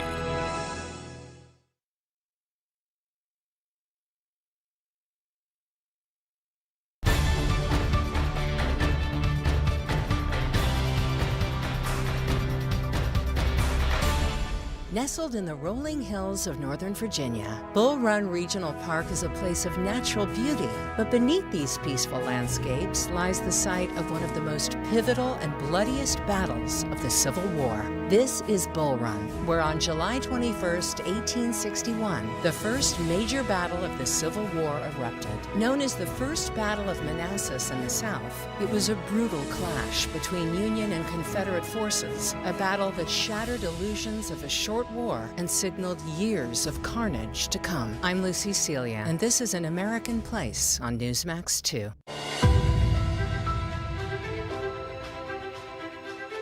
Yourself not standing up. You should be ashamed of yourself. That is why I'm also asking you to end deadly sanctuary cities that protect the criminals and enact serious penalties for public officials who block the removal of criminal aliens. In many cases, drug lords, murderers all over our country, they're blocking the removal of these people out of our country, and you should be ashamed of yourself. Wow, one of the most fiery moments there, and you could see Ilhan Omar, Rashida Tlaib shouting back at President Trump. He was making his point very clear when they were not standing. And this is the face of the Democrat Party, and the president put it out there. He did, and a very clear and defining moment of an almost 2-hour State of the Union speech, the first of his second term. I'm pleased to bring in now Randy Fine, Congressman of Florida, a member of the House Foreign Affairs Committee. Welcome. Welcome in. Good to have you with us, Bianca and Ed here. That moment, I think, is something the White House will use again to illustrate leading into the midterms who is working for Americans and who is on the side of illegals. Yet again, they missed the mission. They did not meet. They fell for it tonight, Congressman Fine. Look, I think tonight we saw the best of America and the worst of America. The best of America in President Trump's uplifting speech, the worst of America and how Democrats, and particularly some Democrats, behaved. Rashida Tlaib and Ilhan Omar refused to applaud when President Trump called for an end to political violence in America. The fact of the matter is the barbarians are no longer at the gates. They serve in the House of Representatives, and that's a real problem that Americans need to understand. Congressman, when you lay it out like that, and the president had the other part where he said, I ask you to stand if you agree with this statement that the first duty of the American government is to protect American citizens, not illegal aliens, and you saw all the Republicans stood up, that your first priority is America. And a lot of the Democrats did not stand. And that seemed to define them as the party of illegal aliens. If that's the case, how do you lose these midterms? If they're leaderless and rudderless, and this is what they stand for, illegal aliens over Americans, you should be able to win. Well, we know this. We shouldn't be surprised. They've shut the government down, all or part, 3 times because of their fetish for illegal immigrants. And all 3 of these shutdowns, they've put the interests of foreign invaders who shouldn't be in our country over actual Americans. And you asked, how can we lose the election if all of these illegals are able to vote? That's why they are so determined to stop the Save America Act. That's why President Trump talked about how important it is. That's why the Senate has to bring it up and do whatever they have to do to get it passed. And he did roll into that after that poignant moment. Finally, Chuck Schumer sitting there, some real nasty words before the president delivered his State of the Union, saying there's nothing to be excited about. Rise of anti-Semitism across our country here. Congressman Fine, your reaction to Schumer and Hakeem Jeffries and the fact that their party sat there tonight, and some of them were actually counter-programming the video of the swamp demonstrations. They're wearing costumes. It is hard to believe that they decided not to be inside to listen to the president tonight. Well, look, if they were going to behave like Al Green, Rashida Tlaib, and Ilhan Omar, I'm glad that they weren't inside. Yeah. What we saw tonight is a Democratic Party that is set on the destruction of America, and it's being overseen by Chuck Schumer and the so-called Hakeem Jeffries, who hate this country, and it will do nothing to stop President Trump. We've got to beat them. We will every day in Congress, and we'll do it in November. All right, Congressman Randy Fine from the free state of Florida. Thank you, sir. Let's keep it rolling. Welcome in our friend, Eric Burleson. He's Congressman, Republican, from the Show Me State there in Missouri. All right, the Show Me State gets a chance to speak out now. Did the president show the American people how things are getting more affordable? How this country is coming back, sir? Absolutely. Not only did he show us, he delivered a great message and exposed the Democrats for all of the failures that they've really kind of made us go through for the last 4 years. The fact that we have all of these numbers that are going down. For example, illegal immigrants, 0 in 9 months. Fentanyl rates are down 56%. Murder rates are the biggest decline in the history of the United States of America. And inflation is down to just 1.7%. But yet what's up is a fast-growing economy. And Trump should take full credit for this quick turnaround that's happened in just 1 year. He took credit for some of it. He also took a moment, I think, to try to unite the country with the hockey team, USA, chants of USA. That was a moment I think was trying to say we're outside of politics. Can we just say we're on the same team here? How did it feel to see that? Obviously, we know that sports is an integral part of our culture, but it sort of had been stolen with some of the culture wars, be it the NFL going woke. But now we had a real opportunity with the guys here. What was that like, Congressman Burleson? It was like a reminder of the way things were under Reagan, you know, when everyone loved America and we were winning. Right, that was that moment. Instead, you know, the Democrats have a hard time cheering that on because that's in their minds that's toxic masculinity, right? They would prefer these guys to be beta males. But look, that's why it was just so awesome to see a country, you know, a room full of conservative Republicans and the president who were applauding what the traditional values that we all hold dear. Yeah. And we should be proud of these guys. They fought for our country. And I think the goalie's going to get one of the medals. Medal of Freedom. Medal of Freedom. And Jack Hughes, who lost a couple of teeth, to your point, is no beta male. He's an alpha male, and a lot of those guys on that team. Soy boy. No soy boy. Eric Burleson from the great state of Missouri. Congressman, appreciate your time. Thank you, sir. Thank you. Thank you. All right, we're going to take a quick break. At the end of the clip we were just playing, too, you saw Senator John Kennedy coming in. And remember what he said? He basically, the mics picked it up and said, you take the rest of the night off. Yeah, I think he put in a full day. President Trump's been going full steam ahead. Almost 2 hours there at the mic after a full day at the White House. We'll take a quick break. We've got a political panel on the other side. We're rolling towards midnight Eastern. We're going to re-rack, and you'll see the speech again in the middle of the night. So don't leave Newsmax 2 now or later. We'll be right back.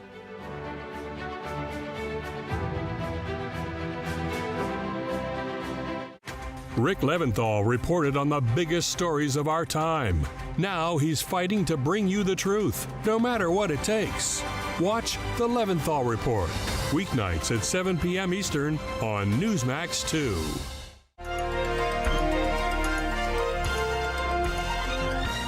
America's battle against slavery began a lot earlier than the outbreak of the Civil War in 1861.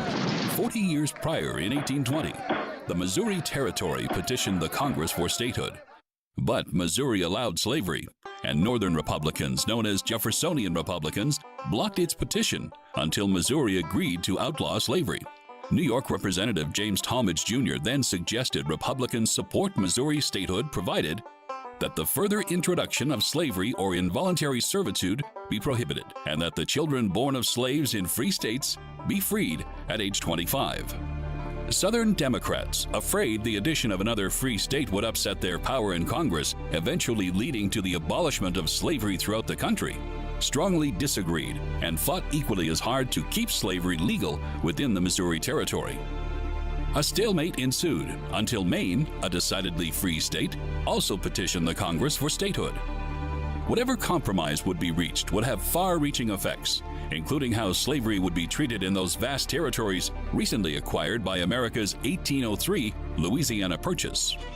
When signed into law by President James Monroe on March 6, 1820, the Missouri Compromise allowed Maine to enter the Union as a free state, prohibited slavery in any of the territories acquired by the Louisiana Purchase above the 36th parallel, and permitted the slave states of Missouri and Arkansas to join the Union. When the decision was announced, 77-year-old Thomas Jefferson predicted the line it had drawn would someday tear the Union apart. 40 years later, he was proven correct.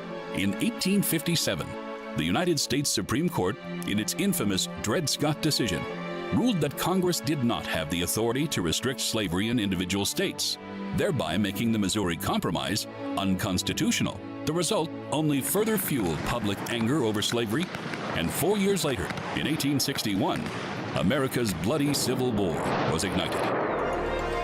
You're watching An American Moment on Newsmax TV.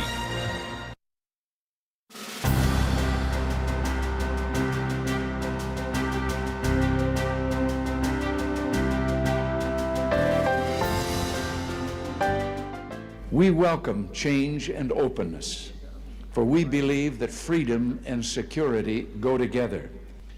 There is one sign the Soviets can make that would be unmistakable, that would advance dramatically the cause of freedom and peace. General Secretary Gorbachev, if you seek peace, if you seek prosperity for the Soviet Union and Eastern Europe, if you seek liberalization, come here to this gate. Mr. Gorbachev, open this gate. Mr. Gorbachev, tear down this wall.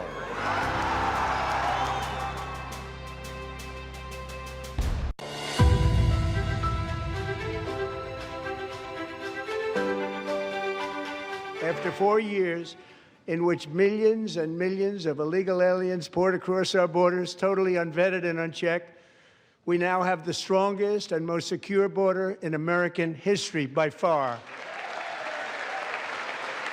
In the past 9 months, 0 illegal aliens have been admitted to the United States. All right, one of the strongest parts of the night for the president, obviously one of the most important parts of the Common Sense agenda. This is our live coverage, of course, of the State of the Union address. Ed Henry here with Bianca de la Garza. Just the idea that in recent months, not one illegal immigrant has crossed into America, across that southern border, is a remarkable statistic, and it matters so much when you think about what the president, how he set the table a couple days ago, having these angel families. Like Laken Riley's mom and others there at the White House to show he cares and how his policies are changing America for the better compared to what Biden was doing. I mean, Laken Riley, the tragedy in Georgia, just one of the tragedies for the angel families. And I'm pleased to bring in 2 guests now in Georgia. President Trump has also spent some time there in Rome talking about the economy. Gentlemen, please. Pleasure to have you. Congressman from Georgia, Mike Collins, who's now running for Senate, and if he wins his primary, will be facing Jon Ossoff, and also Cherokee County Sheriff Frank Reynolds. So when you hear the words President Trump spoke today, and you both so close to Laken Riley, that story where Joe Biden, in one of his State of the Unions, refused to even say her name, then said it wrong. I'll start with you, Congressman Collins. How important is it for you to put these policies in to continue to have people in America understand the lives of Americans shattered by illegals, despite the Democrats having open borders for 4 years and still apparently okay with that? Well, and you saw that tonight, that they still felt that it was okay. But it's important because Americans need to know that we are making their lives safer and their communities safe again. Because these people that came in illegally, especially these criminals, they came in illegally just to continue their trade and their craft. And when you look back, the Laken Riley Act was signed into law January 29th, 2025. And in 1 year, That one piece of legislation has been responsible for removing over 17,500 illegal criminal thugs from our streets. That shows you the success, that shows you the commitment that President Trump had, because that was the first thing that he signed into law when he got back to the White House. So it is good that we have a president that is putting America's safety and their security first. And it's an honor to have Sheriff Frank Reynolds here with us tonight out of Cherokee County, which is the county in which give Sheriff a chance if you want, Congressman. Yeah, hand him the microphone. We want to know what he thinks about the job the president's doing on the border and how he thinks ICE is doing, because the left likes to attack ICE. I don't know if he can hear us, but if you can convey to the sheriff, what's he seeing on the ground, Congressman? What is he? What do you see, Sheriff? What's going on? A lot of other local mayors and whatnot don't want to work with ICE. Well, I think the president's policies are clear. They're being effective. In our community, we may not have some of the same things that are in some of the bigger metro areas, but we do feel those ripple effects. And with Congressman Collins' policies and the Lake and Riley Act, I was here a year ago during that signing, and it's having profound effects throughout the nation and small communities like ours. Oh, that's fantastic to hear. We're so sorry for the loss in the community. The president, as I said, had Lake and Riley's mom there at the White House a couple of days ago. Sheriff, we appreciate the hard work you do to keep a lot of people safe and thank you. In your county. And Congressman, always good to see you. And we hope to see you on the campaign trail in days ahead. Big races coming up. Thanks, gentlemen. Thank you for having it. It's great to have American heroes here with us tonight, like Sheriff Reynolds here. That's right. We've got law and order back in this country again. Yep, we got to back the blue, and we appreciate it. Thank you, Sheriff. Thank you. Thank you. All right, staying in Georgia, we want to welcome in now Georgia Congressman Buddy Carter with a bit of reaction. Congressman, welcome in. Good to have you with us. Welcome. What were some of the highlights of the speech tonight? Almost 2 hours. Obviously, a lot of topics were covered. Economy one, we know President Trump traveling in Rome, Georgia recently to tout some of the successes. Yes, well, tonight, John Ossoff and the Democrats, they didn't stand up for America. They stayed seated when the president talked about the improvements that we've made in our economy, the fact that interest rates are down, the fact that inflation is down, the fact that we passed the Working Families Tax Cut Act that has resulted in more money in people's pockets, no tax on tips, no tax on overtime, no tax on Social Security, increased child care tax credit, and avoiding the highest tax increase that we would have ever had, something that John Ossoff voted against, by the way. But they also stayed seated whenever he talked about immigration and the fact that he secured our border and we have no one coming across that border now, and that ICE is working to get rid of the criminal illegal immigrants that are in this country. They also stayed seated when he talked about chaos in the world and how he has negotiated 8 peace treaties so far, that he has achieved peace through strength. And that's something that I nominated him for the Nobel Peace Prize because he deserves it. Yeah. And Congressman, real quick, what was going on in the chamber? Because when he was talking about, ending 8 wars, we couldn't hear everything because we're just getting it off the microphones. Yeah, the feedback. It sounded like Democrats were mocking him, like, oh, you haven't ended these wars. And Ilhan Omar at other parts is saying you should be ashamed of this and that. What's it like to be in the room to listen to this nastiness? Well, it's very upsetting, as you can imagine. Again, these Democrats, like John Ossoff and Ilhan, they refuse to stand up for America. This president has put America first. He made it clear that we're going to take care of Americans first and not illegal immigrants. They feel just the opposite. They think that we should be doing just the opposite. That's why this president has achieved so much in the first year of his second term. I would submit to you again, the most consequential first year in a term that any modern-day president has had. And finally, you mentioned John Ossoff's name a few times. Obviously, he's got his re-election in the midterms. We look to the midterms. Ossoff has called President Trump spiritually broken, come at him with all these attacks. What do you think the folks in Georgia are going to do? I mean, elections have consequences here, and if there's also the rebounding of jobs, the economy, we know healthcare costs, very important to Georgia. What would be your final message there from the attacks coming from the left there? Well, you make the point that that elections have consequences, and they have consequences because policies have consequences. And the policies of this administration are working. They are working to improve our economy. They're working to secure our border. They're working to help with peace throughout the world. This president promised that he would make us more prosperous and that he would make us safer, and he's done both of those things. And that's why I feel like we're going to do exceptionally well in the midterms. All right. Well, a lot of people are watching. This is almost like the official kickoff to the midterms. The president tomorrow heading to the great state of Texas. They've got a primary coming up, I think, on March 3rd, and so I guess he wants to rally the troops. Even Al Green is going to be up. Al Green from the great state of Texas, waving the cane and holding signs. Congressman Buddy Carter, always a pleasure to have you, sir. Thank you. Thank you.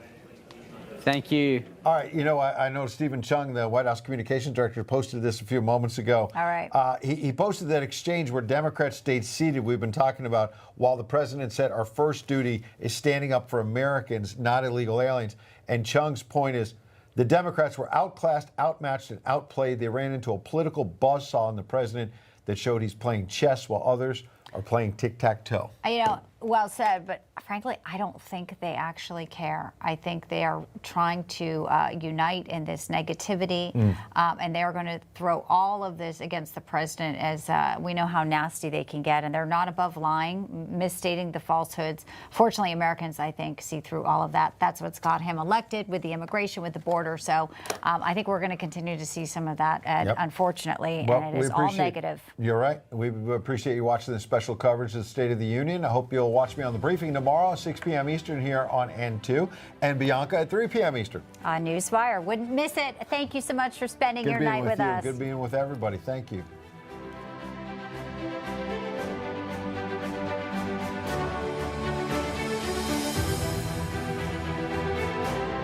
It used to be common. Our newscasters had common sense. They gave it to you straight, just the facts, and real news. John Bachman is like them. He tells it like it is. Catch him every weekday on Newsmax 2.